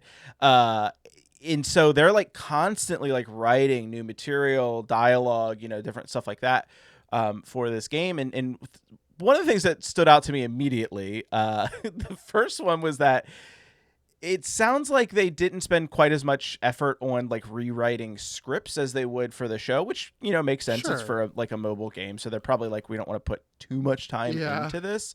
And he mentioned that being like a nice selling point for like people who work on the show to like help pitch in for this game, because like, they would be less likely to have their jokes rewritten, right? Like it was more like, if you're writing for Tapped Out, like you're going to get your, sometimes like your first draft in. And he said, quote, it was partly out of his own laziness, which I thought was kind of funny. And I mean, in all fairness, like even the game jokes about, and like the games and the ads joke about the fact that like, you're just tapping through this dialogue. Half of y'all aren't even reading all the stuff we wrote anyway. And the other thing that stood out to me, it does not sound like they were probably getting paid initially for working on this game. Well, so what he says is he referred to the original core team, Selman, Warburton, Kelly, and Surkott, and himself as, quote, doing it more as a labor of love. And then he says, now we're actually able to pay people a little bit of money. I'm sorry.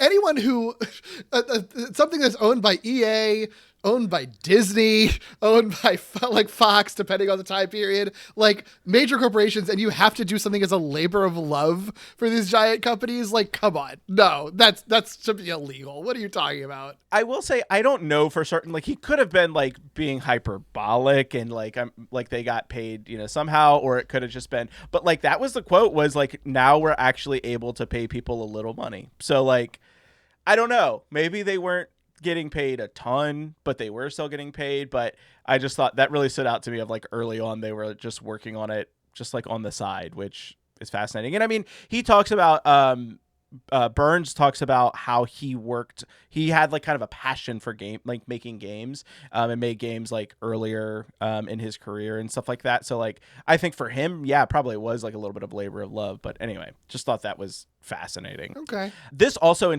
leads to a lot of like inside jokes, and specifically he mentions writing jokes that he knows other people on the show would end up reading. Like other people working on the show would end up reading the jokes like in the game because they were also playing it at the time, which I think is kind of cool. That's like it's almost kind of like some of the stuff in the game is like written for people working on The Simpsons, which is, That's kind of cute. fun. That's very cute. Yeah. Outside of that, there's not a ton in terms of like the development, for this game. There's a ton of stuff that happens after the game comes out. It does get promoted really heavily. There's some videos and trailers. I don't know if either of y'all watched any of the trailers or videos. Yeah. They're pretty fun. I mean, they're very like self-referential about what the game is. Yeah. Well, I was surprised. Some of them were sort of like, even, really short ones, even stuff for just like a winter update or Halloween update or whatever. There's like one that Maurice LaMarche is like doing the narration on for just like a Simpsons tapped out commercial for an update. Like that's just like bizarre to me, but like, I don't know. I guess it makes sense. I mean, it's nice that they're putting that much effort into them, and they are often like pretty funny. Like there are some update commercials that had like genuinely good jokes in them. Yeah. What? Huh? Oh dear. I'm outside. Where'd inside go? What?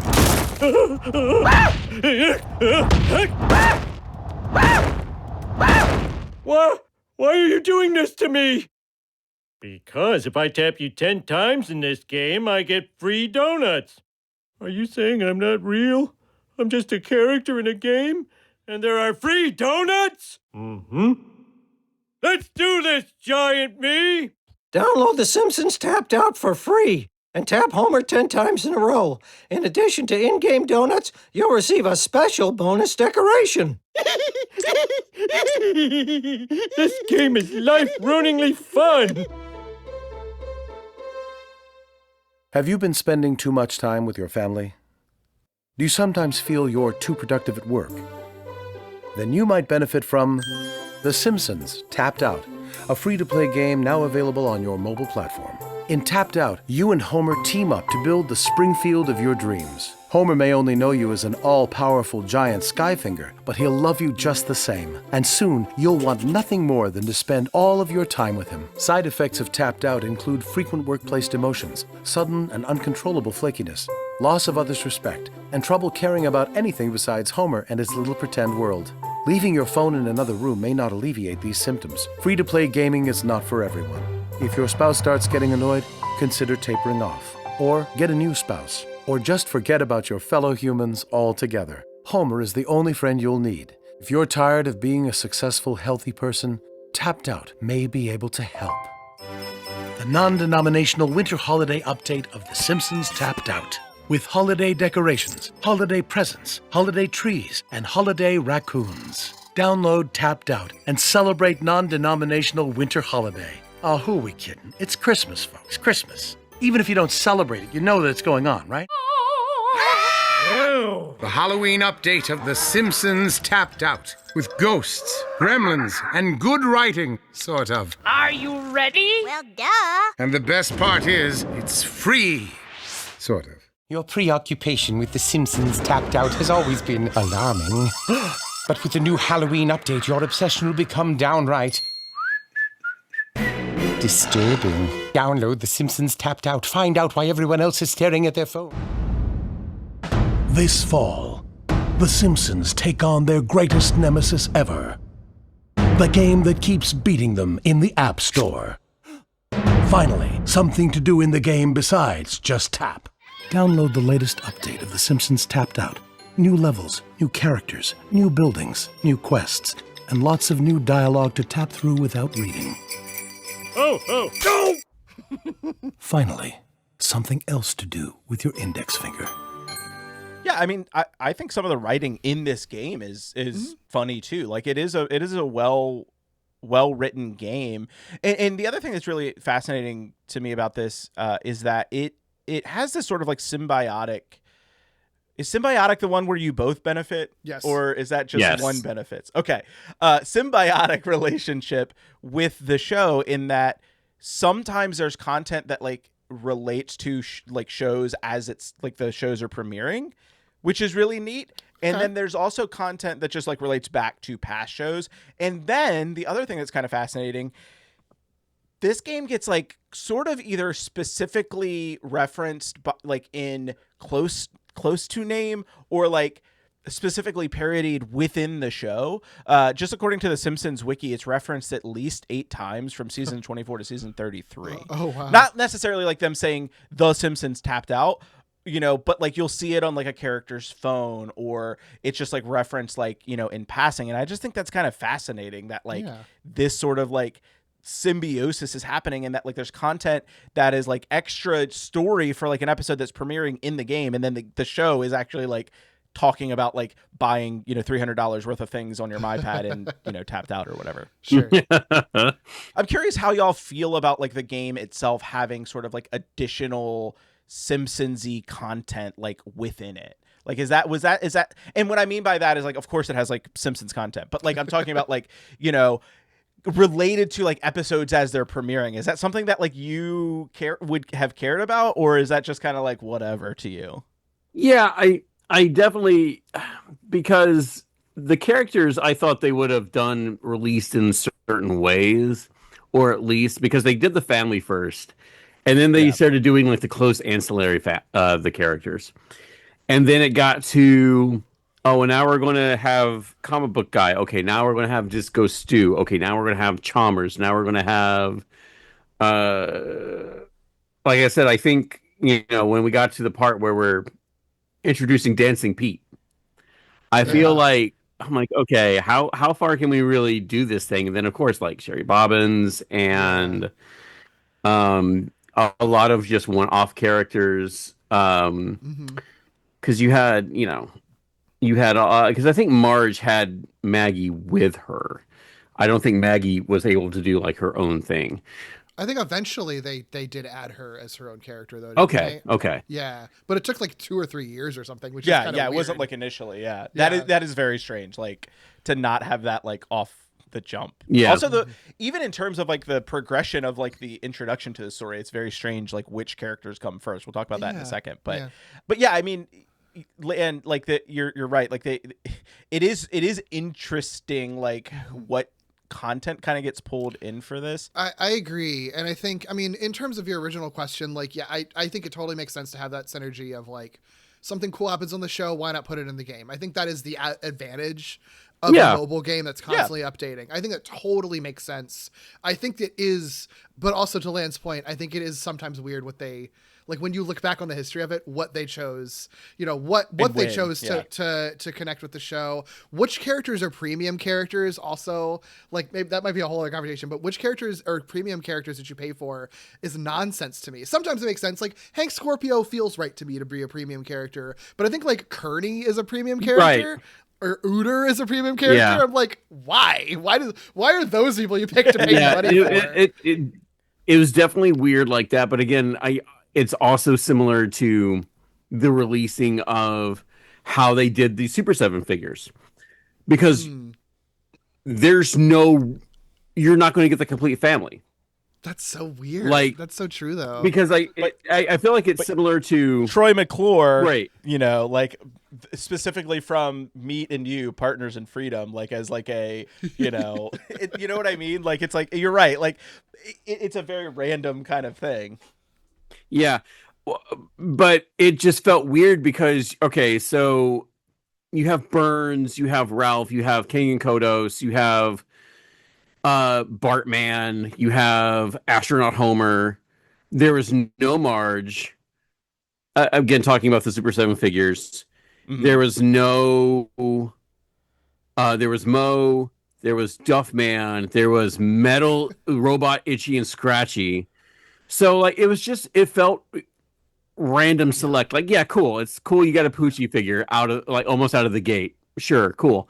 But, like, it's similar to how I felt Hasbro really shit the bed with Ranger stuff. Yes. Was what they were supposed to do at first when they did quarterly, I think it was biannual waves. I think it was something like that, or 3 times a year waves. It was waves of 4, and every wave was going to have a Red Ranger. Sure. Like, and then the other one may have like a Mighty Morphin, and then other things here and there. But the waves were definitely you're going to make sure you're going to have a Red Ranger figure. Whatever team. And because I think the first wave was, what was it? Dino Charge. I think it was, God, what is his name? Richard? Tyler is the Dino Charge Ranger, yeah. So you had him, and then you had Tommy, White Ranger. Sure. And then you had the Chase, which was Doggy. And there was something else. Again, this was years ago when I was really deep into the Lightning collection. But Magna Defender was early, but I don't remember if that was wave 1 or wave 2. That was like one of the earlier ones with Magna Defender, though. Yeah. But it felt weird because as a completist, your shit's going to get rocked out of the gate. Yeah. Because there's no, but that was one thing I like about the Jax line is you have the family pretty much done in the first 2 waves. So if you just want to get just the family done, cool. Here's Homer, here's Bart, here's Lisa, here's Marge, who comes with Maggie, and then you're done. Like, oh wow, great, magical. I'm good if I just want the family. Yeah. So the release date of these characters was so sporadic, and it felt again like random select. It's like, oh, you know what? I feel like that would be really cool if I could get like this character, and then it would either be like a premium character or something that just like never happened or till like later. And I was like, sure. Now I really don't care, but I would have cared like 2 years ago because again, I think I played this game for like 4 or 5 years. So yeah, I agree. And first of all, also has nothing to do with this Power Rangers conversation. Still absolutely insane to me that we never got a Jen Scott's Lightning Collection figure. I don't even want to talk about it. I don't even want to. Evil. I've already.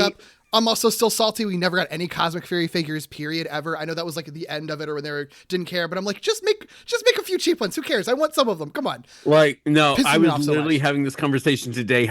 Because the Playmates figures got shown, and they look like they're figures from 25 years ago, derogatory, and the fact I'll never have a cat Zeo. Yeah.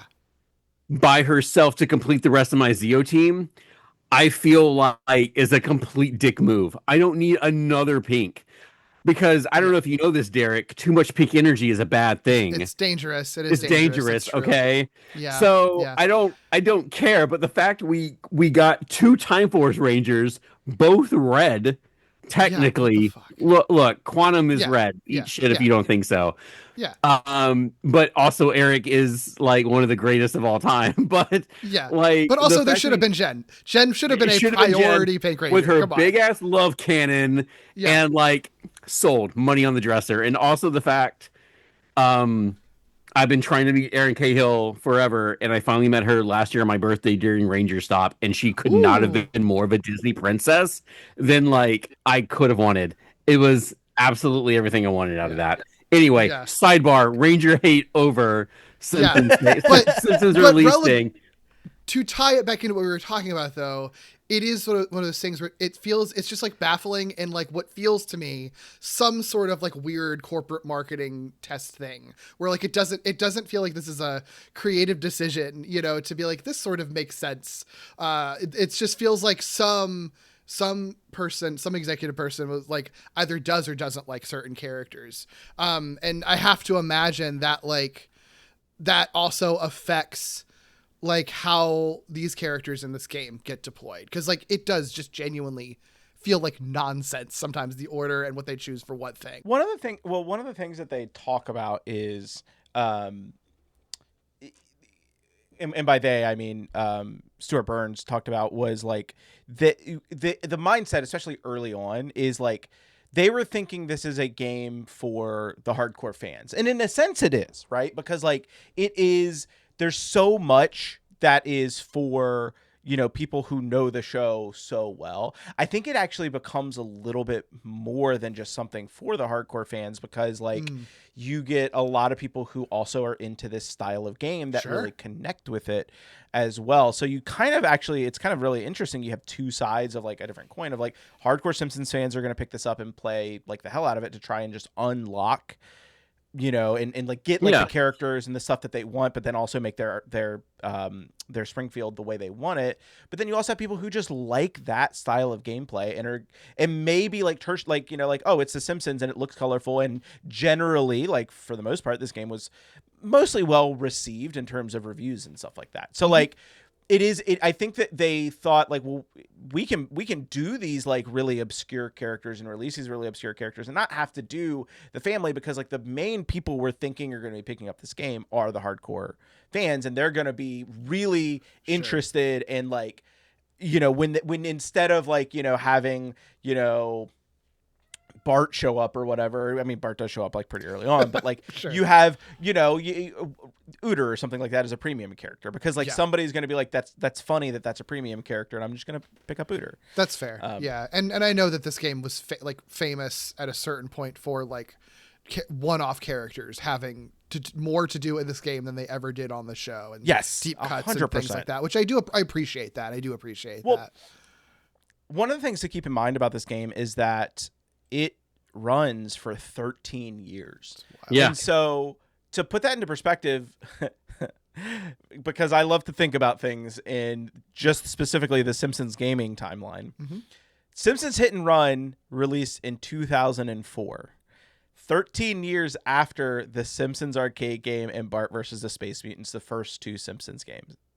So this game has about as much in terms of history, it has about as much Simpsons history as almost every other Simpsons game, right? That's fascinating. Yeah. That's like the whole history of Simpsons games almost is the history of Tapped Out. That's really wild. It's like it's everything else is like, you know, 50, I think like 51%, and then this is like 49%. Wow. It spans 282 episodes of the show. That's okay. That's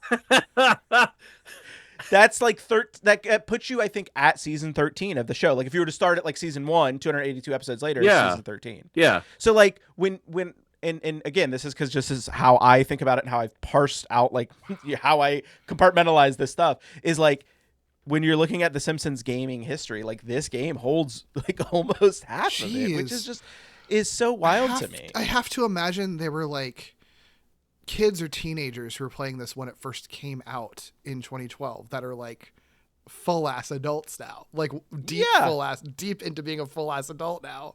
That's so wild. That's so wild. For sure. And like unsurprisingly, it's probably the single most profitable Simpsons game by a large margin. Yeah. It passes $100 million in terms of revenue in 2013, and I did see an old report that it surpassed 200 million in 2020, but I wasn't able to verify it. But I wouldn't be surprised like if it reached that at like in its lifetime. When you think about it, especially like think about like this game was still around during the pandemic, right? Oh, like, sure. Oh my God. Yeah. Wow. I have to imagine it had like a huge, massive bump. And then in terms of like actual content, it has more raw content than I think any other Simpsons game we have talked about on the podcast to date. At the time that the server shut down, the game had 308 updates, 831 characters, 1,463 quest lines, and then of course the player, like, you can level up to 939. Oh, that's clever. It's a reference to the area code. That's clever. And we're going to talk about every single update, quest line, and character starting right now. Great. Strap in. We played them all, baby. We're doing it. No, yeah, but I mean, that's sort of like the everything that kind of goes into this game, right? Like, this is a huge, huge thing. Not only is it huge relative to like the amount of content it has, but it's huge relative to the amount of time that it covers in Simpsons history. Yeah. So it's really fascinating. But just to cover the plot, and then we can just talk about whatever we want with this one, because there's no real good, like, easy way to talk about like the gameplay in this other than just whatever. But the plot is basically, it's a city builder game, like I mentioned. There must be a good reason for the player to like need to play. So since Springfield already exists, they blow it up at the start of the game. Homer, distracted by the Happy Little Elves mobile game, accidentally causes a nuclear reactor meltdown. This Happy Little Elf game is so stupid. You tap and wait and tap and wait. And for what? So your pretend town can have more pretend flowers than your pretend friends? What a colossal waste of time. Hey, what if I buy a bushel barrel full of elfberries? That should speed things up. I spent $1,000? Oh well, I'll just tell them that my kid did that. Uh-oh.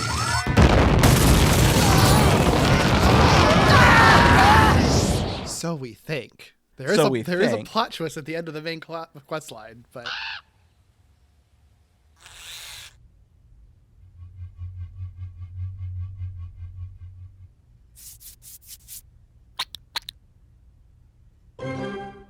You have completed your 4-hour jobs. If I tap you, you get a donut. I'm afraid I can't let you do that, Gerald. What are you doing, Gerald?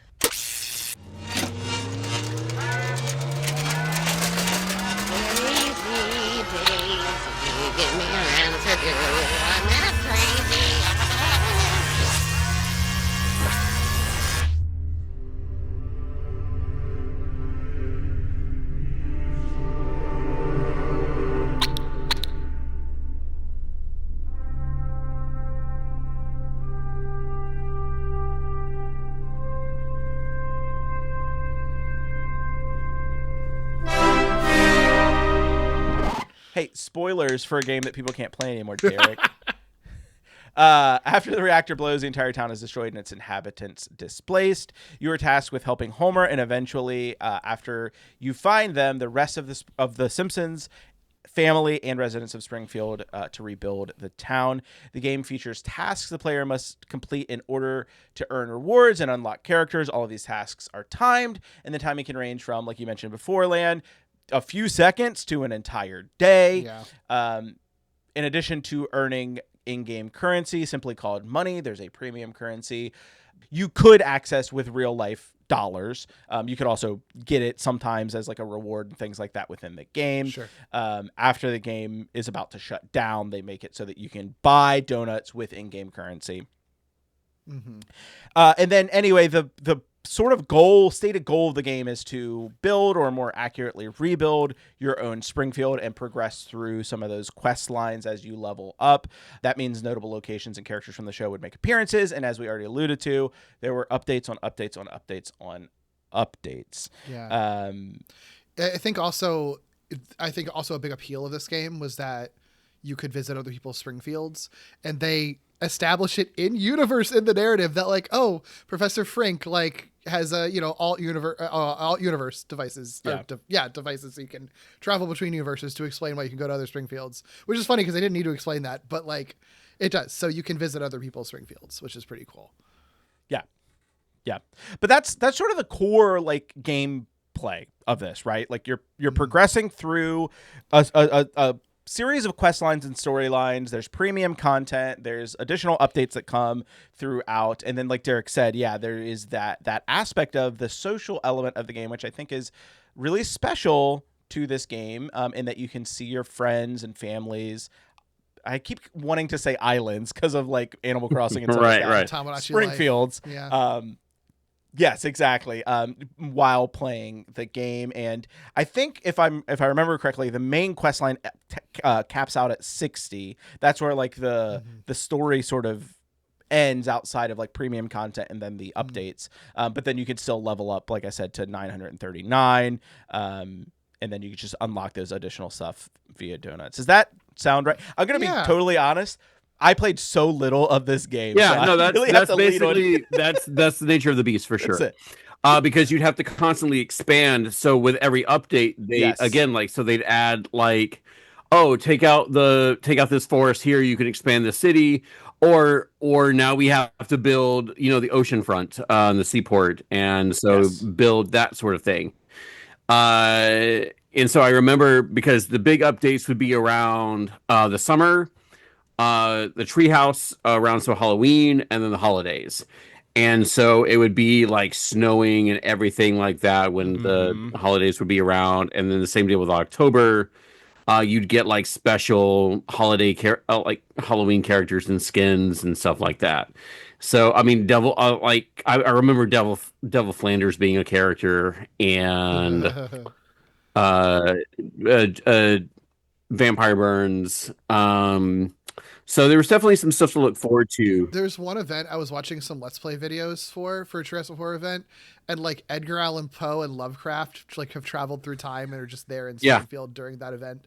Like weird shit like that too. Yeah. I had stopped playing about that time for sure, but I kept up with like the socials and everything just to be like, oh, what is happening in like Springfield now? Oh, okay, cool. We're just digging through the barrel at that point. Got it. Okay, sure, that's fine. So yeah. Yeah, I don't think I said it at the top. I remember playing this game very briefly.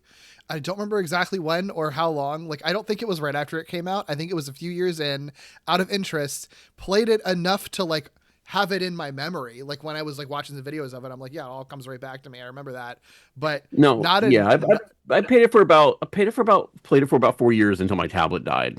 Oh wow, yeah. So you're the most experienced one out of all of us. That's why sure. That's why I pitched this episode. Like I could actually talk about this game. Yeah.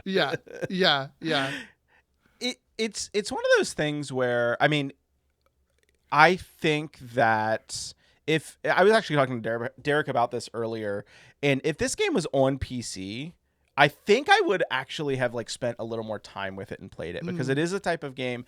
I didn't have a tablet, and like I didn't either. Playing it on my like tiny phone screen, I'm just not like much of a phone gamer. I'm just not either. not. Well, no, that's why I said like I played it. Yeah. I played it on my tablet, and because I refuse to play. I don't know how these people play like Fortnite on their phone or anything else, and I'm like, how do you? Yeah. What do you mean? What are you talking about, you freak? Like I don't. We're so old right now. Like we're just the oldest people alive. No, that just doesn't make. How do you have fun with it? No, I mean I'm with you, but I'm also like the reason I'm with you is because I'm old.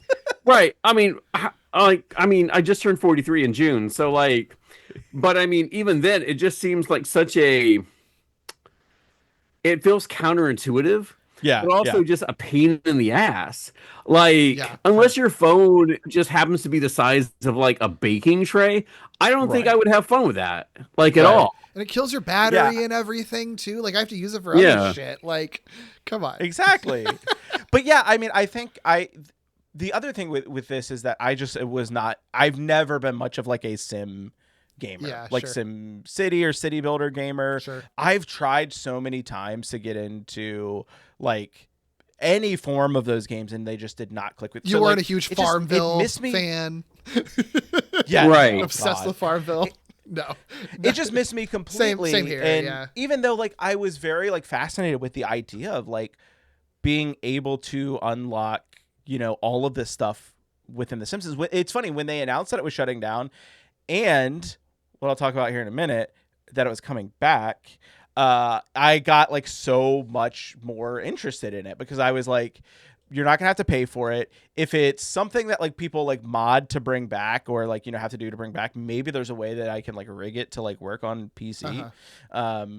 But at this point, this is like a major like hole in terms of my Simpsons gaming habits because it just I couldn't click with it. I just couldn't. Yeah, like even with the entertainment value of like how well written it is, and it is very well written, it's just not something that I could really get through. I agree with you. It is hard, and especially if it's the type of game that is expecting you to just kind of play it indefinitely forever and like check in every day for, it does have to be something that's like really drawing you into. I think is a big part of it. Like you have to really actually be able to get addicted to it. And I'm right there with you, Tommy. I've never even games that like have that as an element in it, that's usually like not what I end up focusing it on. I'll focus on everything but that. Weirdly, the only time I've ever been into like building things or like crafting stuff was like Fallout 4, and everyone else hated that. I like building towns in Fallout 4. That's literally the only time though that I've ever actually been like, yeah, I'm into like building a little town. Yeah, it's the same deal. And again, I think it's like,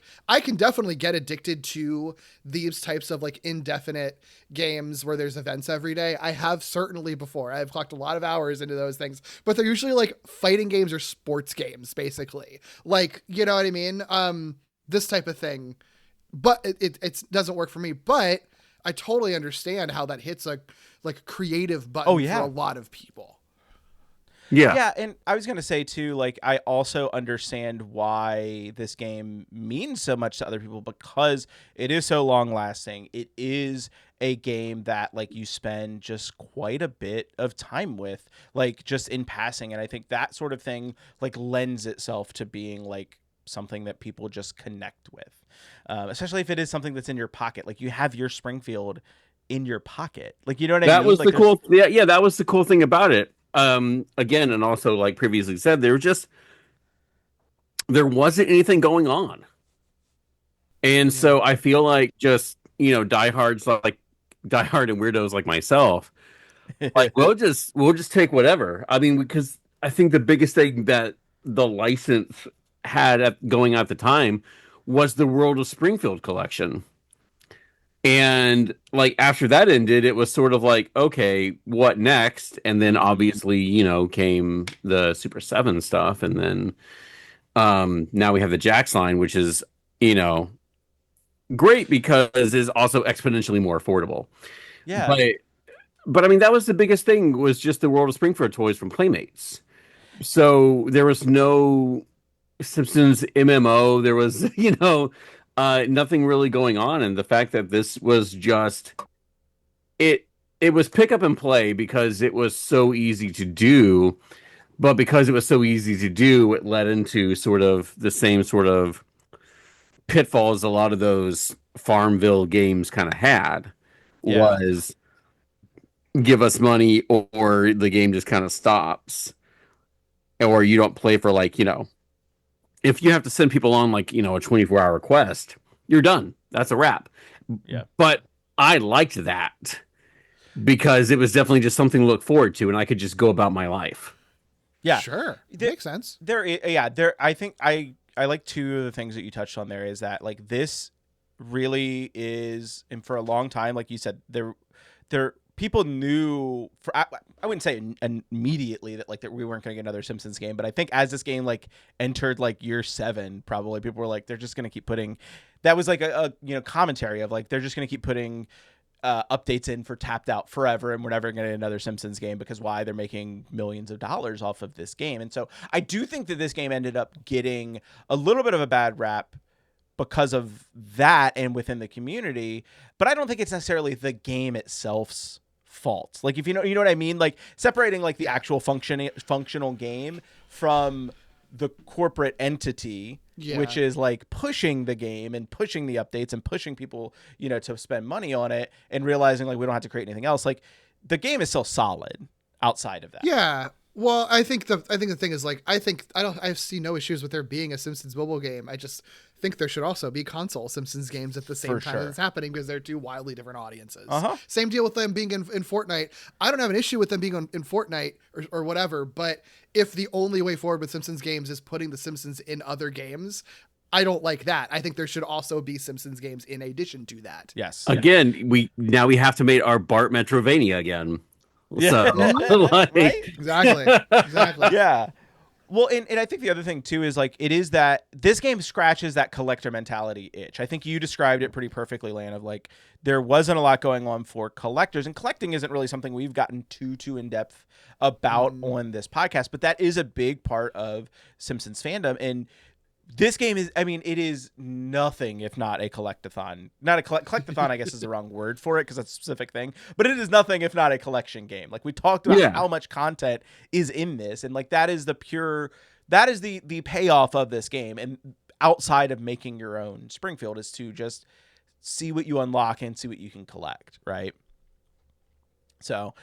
Yeah, I mean, are there any like specific like events or anything like that you remember, Lan, that you were like super hype about, or anything like that you wanted to call out? Or same thing with you, Derek. Is there anything specific about the game, any characters or stuff like that were, I don't know, like you weren't expecting?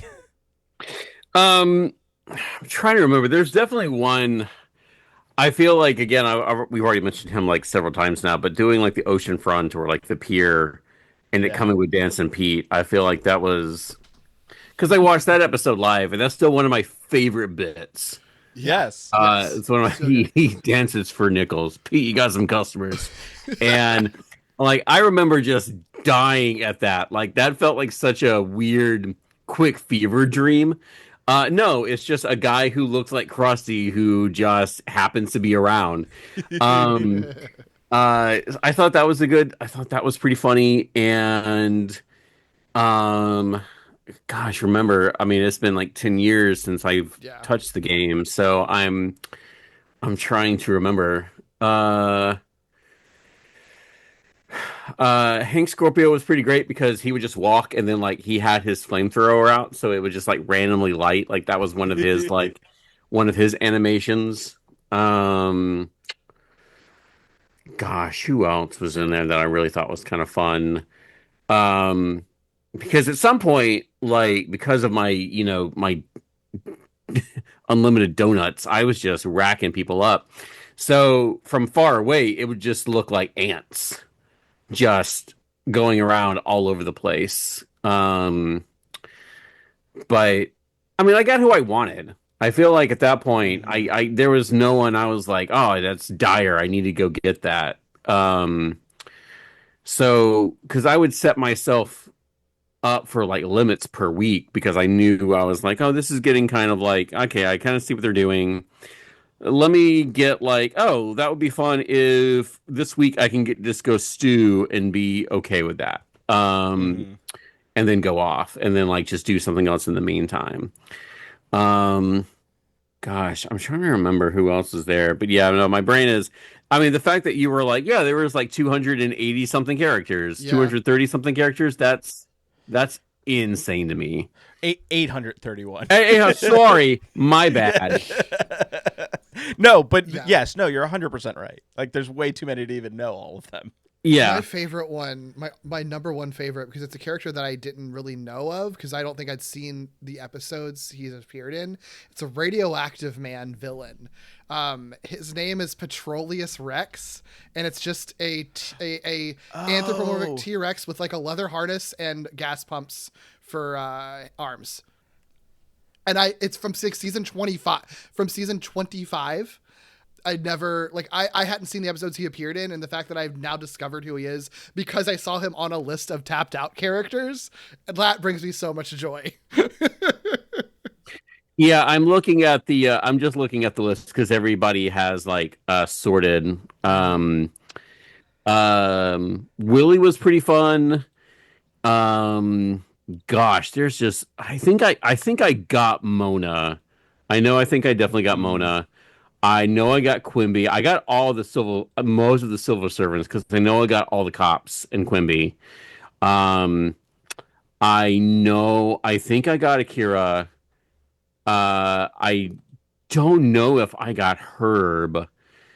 I definitely got Comic Book Guy, Luigi, Lugosh, Roscoe. I don't think I got Milo.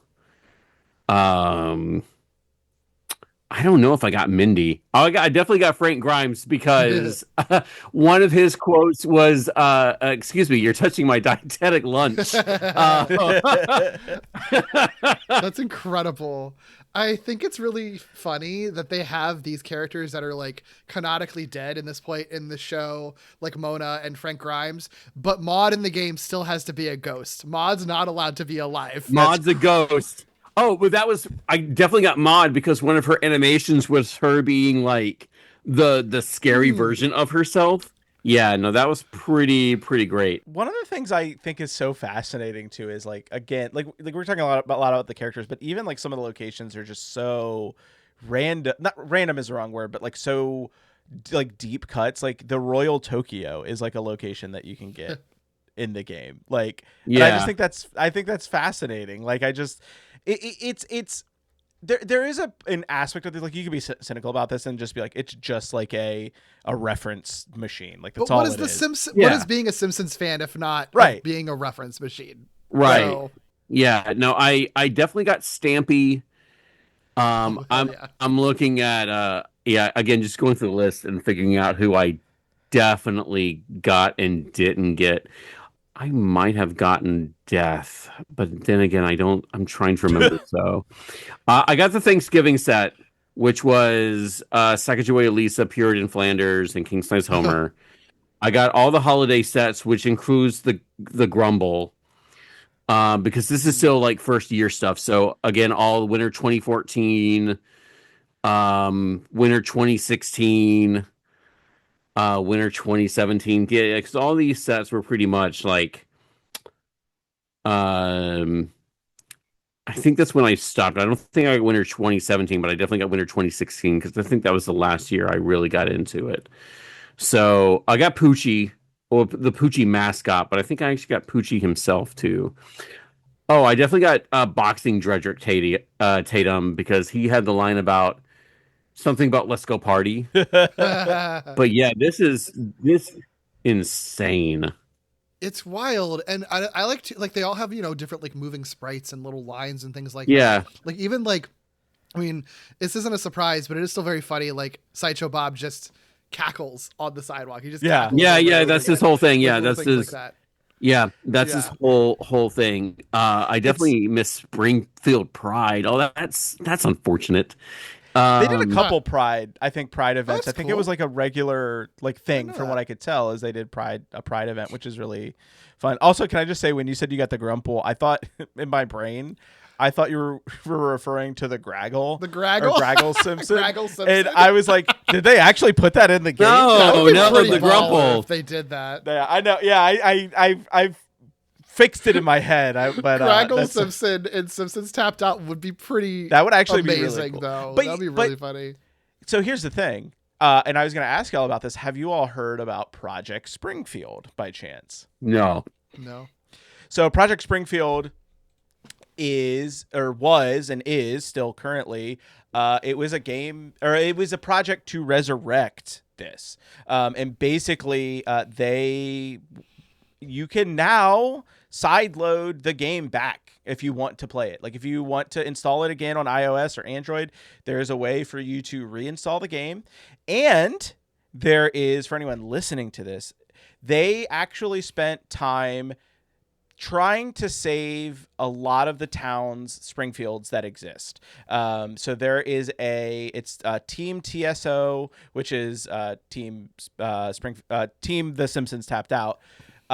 There is a town finder, so you can actually search to see if your town by username was saved. And I think there were something like a total of, I think 80 million or some 80 million might be high. There was a wild number of actual, maybe it was 8 million, probably more like 8 million.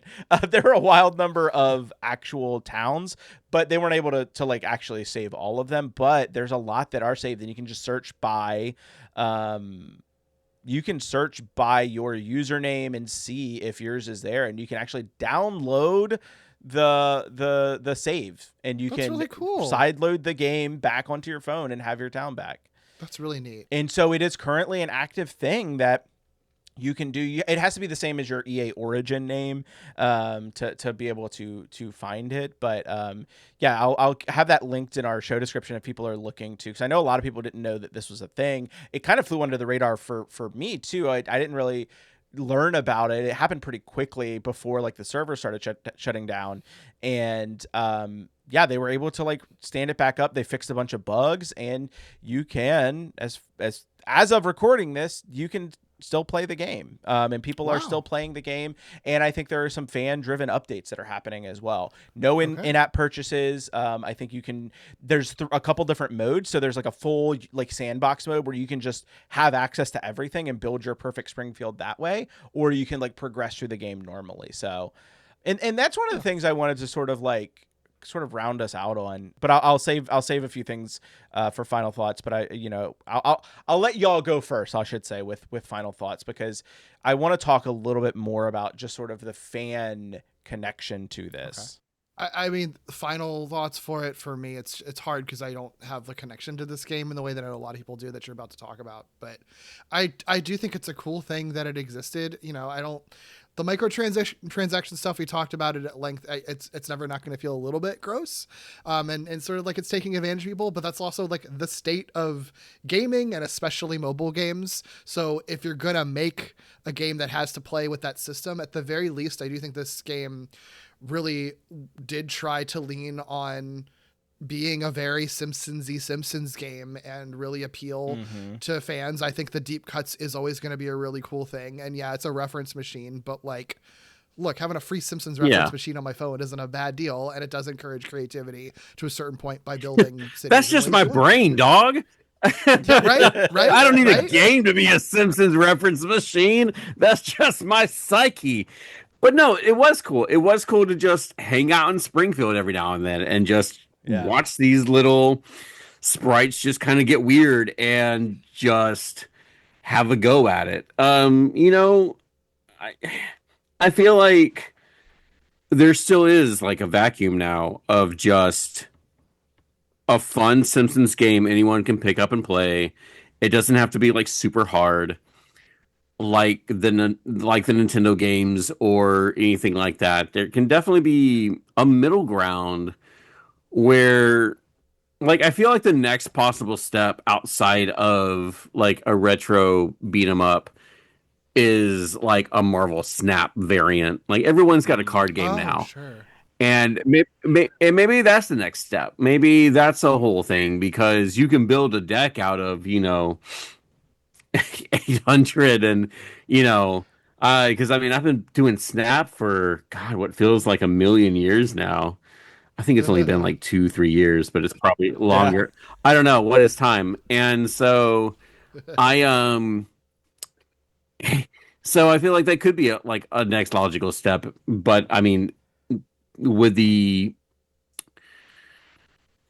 ecosphere of gaming, yeah, it's probably going to be riddled with microtransactions, and that's bumming me out. But like, it can definitely do something else. So that's what I'm saying. Like a Bartman Metroidvania doesn't sound like the worst thing on the planet.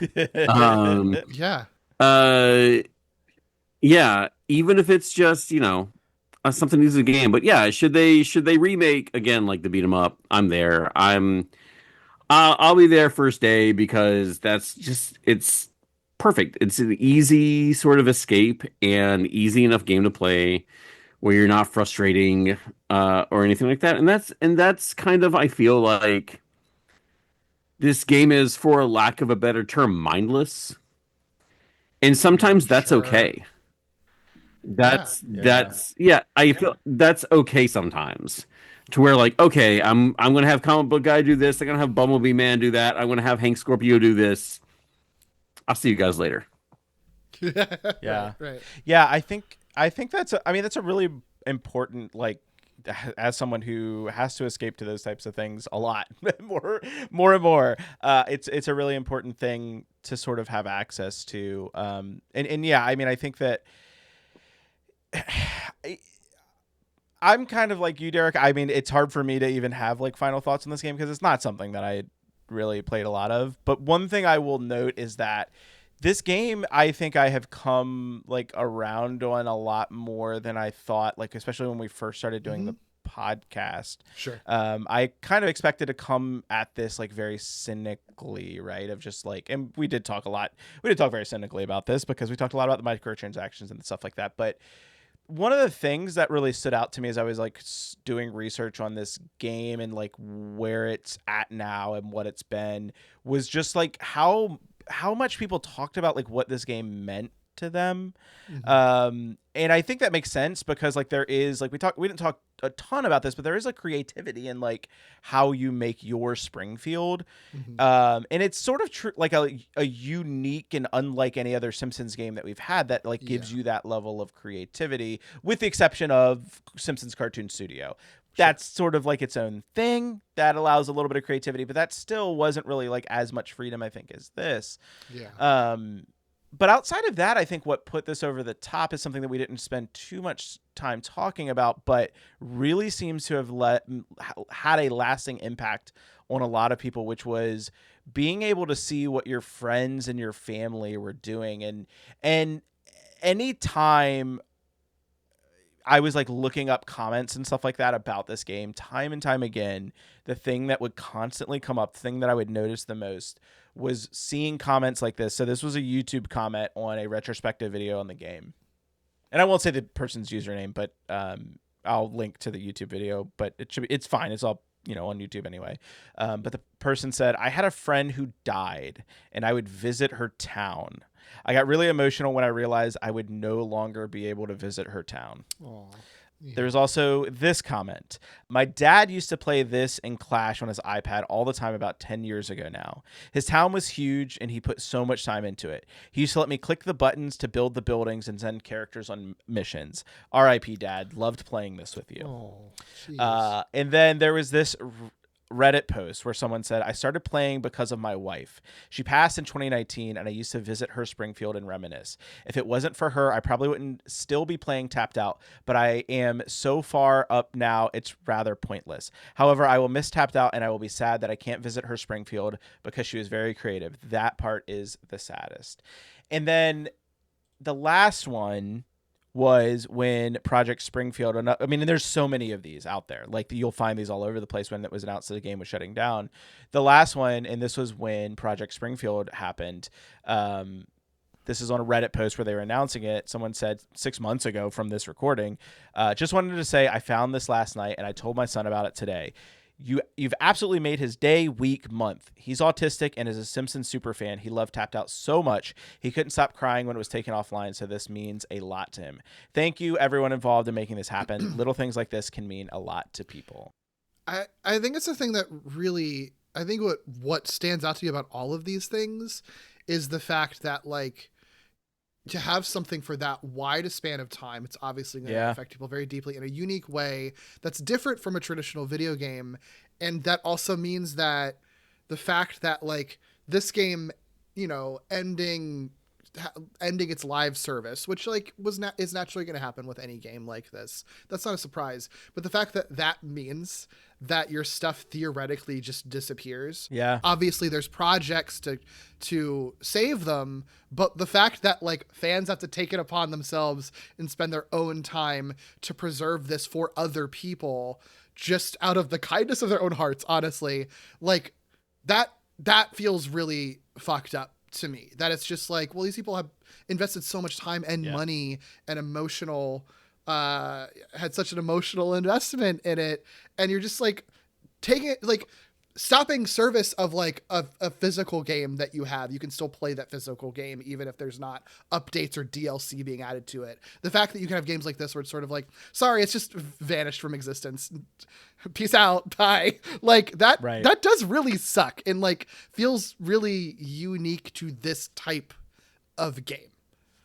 Yeah, it absolutely is. And yeah, I mean, again, finally, I think as for the story of this game, it's so mixed, and I think that there's something uniquely Simpsons about it because of that. Not just like the game itself, but like the story of this game, the existence of this game.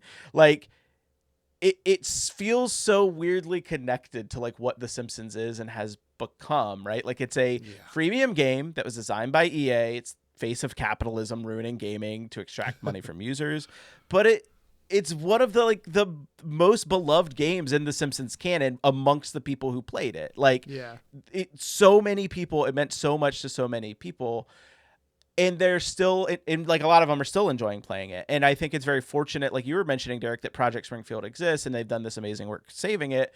But they also weren't able to save everything. And also, like, it was on, like, the fans to have to save it. Yeah. Like, I don't know. It just feels like there's no other game to really represent the sort of fulsome history of, like, The Simpsons outside of Tapped Out, which has had its ups and downs. It's beloved. It's meant a great deal to many, many, many, many people, just like the show, which has been beloved and meant so much to many people. But now is also, for lack of a better term, like, corporatized art, you know, owned by Disney. So, Absolutely. like... Yeah, sure. What else is like a freemium game that people love? But you know what I mean? It's like, it's just this weird like juxtaposition that it just feels like it just kind of fits. So I don't know if there will ever be a game that better represents The Simpsons outside of this game. Sure. That makes sense. Oh, well, we went super long. Thank you so much, Lan, for going super long with us and joining us for this one. Want to give you an opportunity to plug all of your great work and where people can find you online. So where can people find you in everything that you're working on? So first of all, Tommy and Derek, thank you for having me on. Second of all, don't ever apologize to me to talking about The Simpsons at length. I've gone in solo to like Simpsons trivia nights and one just by myself. No way. So don't be like, sorry, talking about your special interests. Shut the fuck up. So like, no. Don't do that. Don't do that. Don't put that on you. Don't put that on me. I am happy to talk about The Simpsons at any sort of length. And so this has been a pleasure for sure.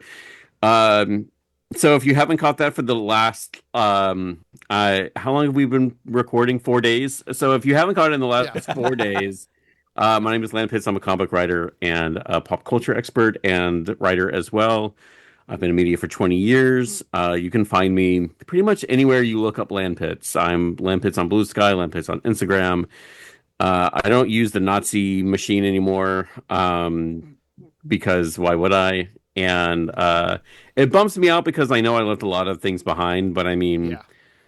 whatever, it's life. So follow me there and other places. And but my latest book just came out in March. It's called Beat Everyone Up. Hell yeah. Imagine Sailor Moon and Double Dragon and a sapphic love story in a blender, and I hit frappe along with Joe Hunter and Frank Svetkovic, and it's great. I love it. It was a huge hit at ALA in Chicago this past month, and I'm excited for people to still pick it up. I'll be at San Diego. I mean, I don't know when this is going to go, but I mean, I'll be at San Diego Comic-Con next week. I'll be at New York Comic-Con. I'll be at Fan Expo Boston. I'll be at Long Beach Comic-Con. So if you see me and you're like, hey, you're that guy who's, you know, autistic about The Simpsons. I'm like, yeah, I am. Let's jam. And then just throw barbs and quotes at each other. That's a good time to me, man. That's a good time. So hell yeah. I'm easy to find, and I hope you find me. And I hope you're doing well out there and not, you know, shitting your guts out.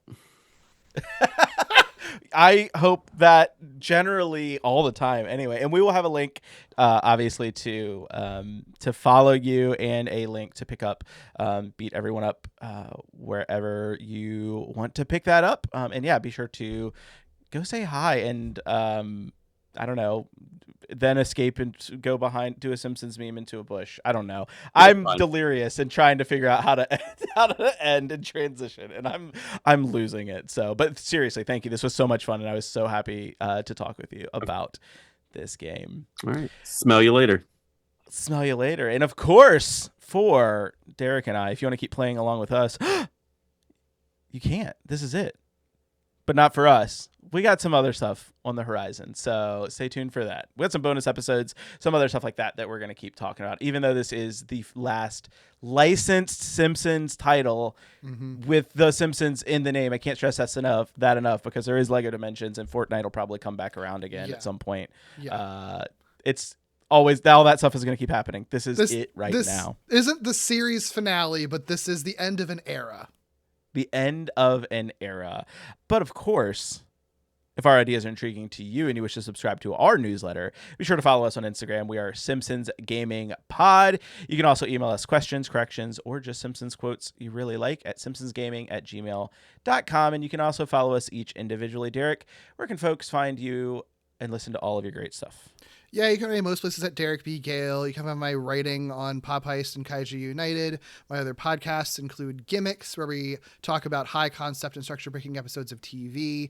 Walloping Websnappers, where we look at, where we do deep dives into Spider-Man cartoons. Skreeonk, where we go through the Godzilla films. And I'll also plug Falling with Style, which we had previously done all the Pixar movies. And we did do an episode on Toy Story 5, which came out very recently, which Tommy was a guest on. And we actually talk about like online games and stuff in that movie, because that movie is all about tapping on iPads and stuff. So check that out. That's all on Glitterjaw, glitterjaw.com. Also add that if you're going to be in the Atlanta area next weekend, August 7th through 9th, I'm going to be at the Monsterama Con doing some panels about Godzilla and potentially other stuff. So see me there if you're going to be around. But what if Toy Story, but iPad?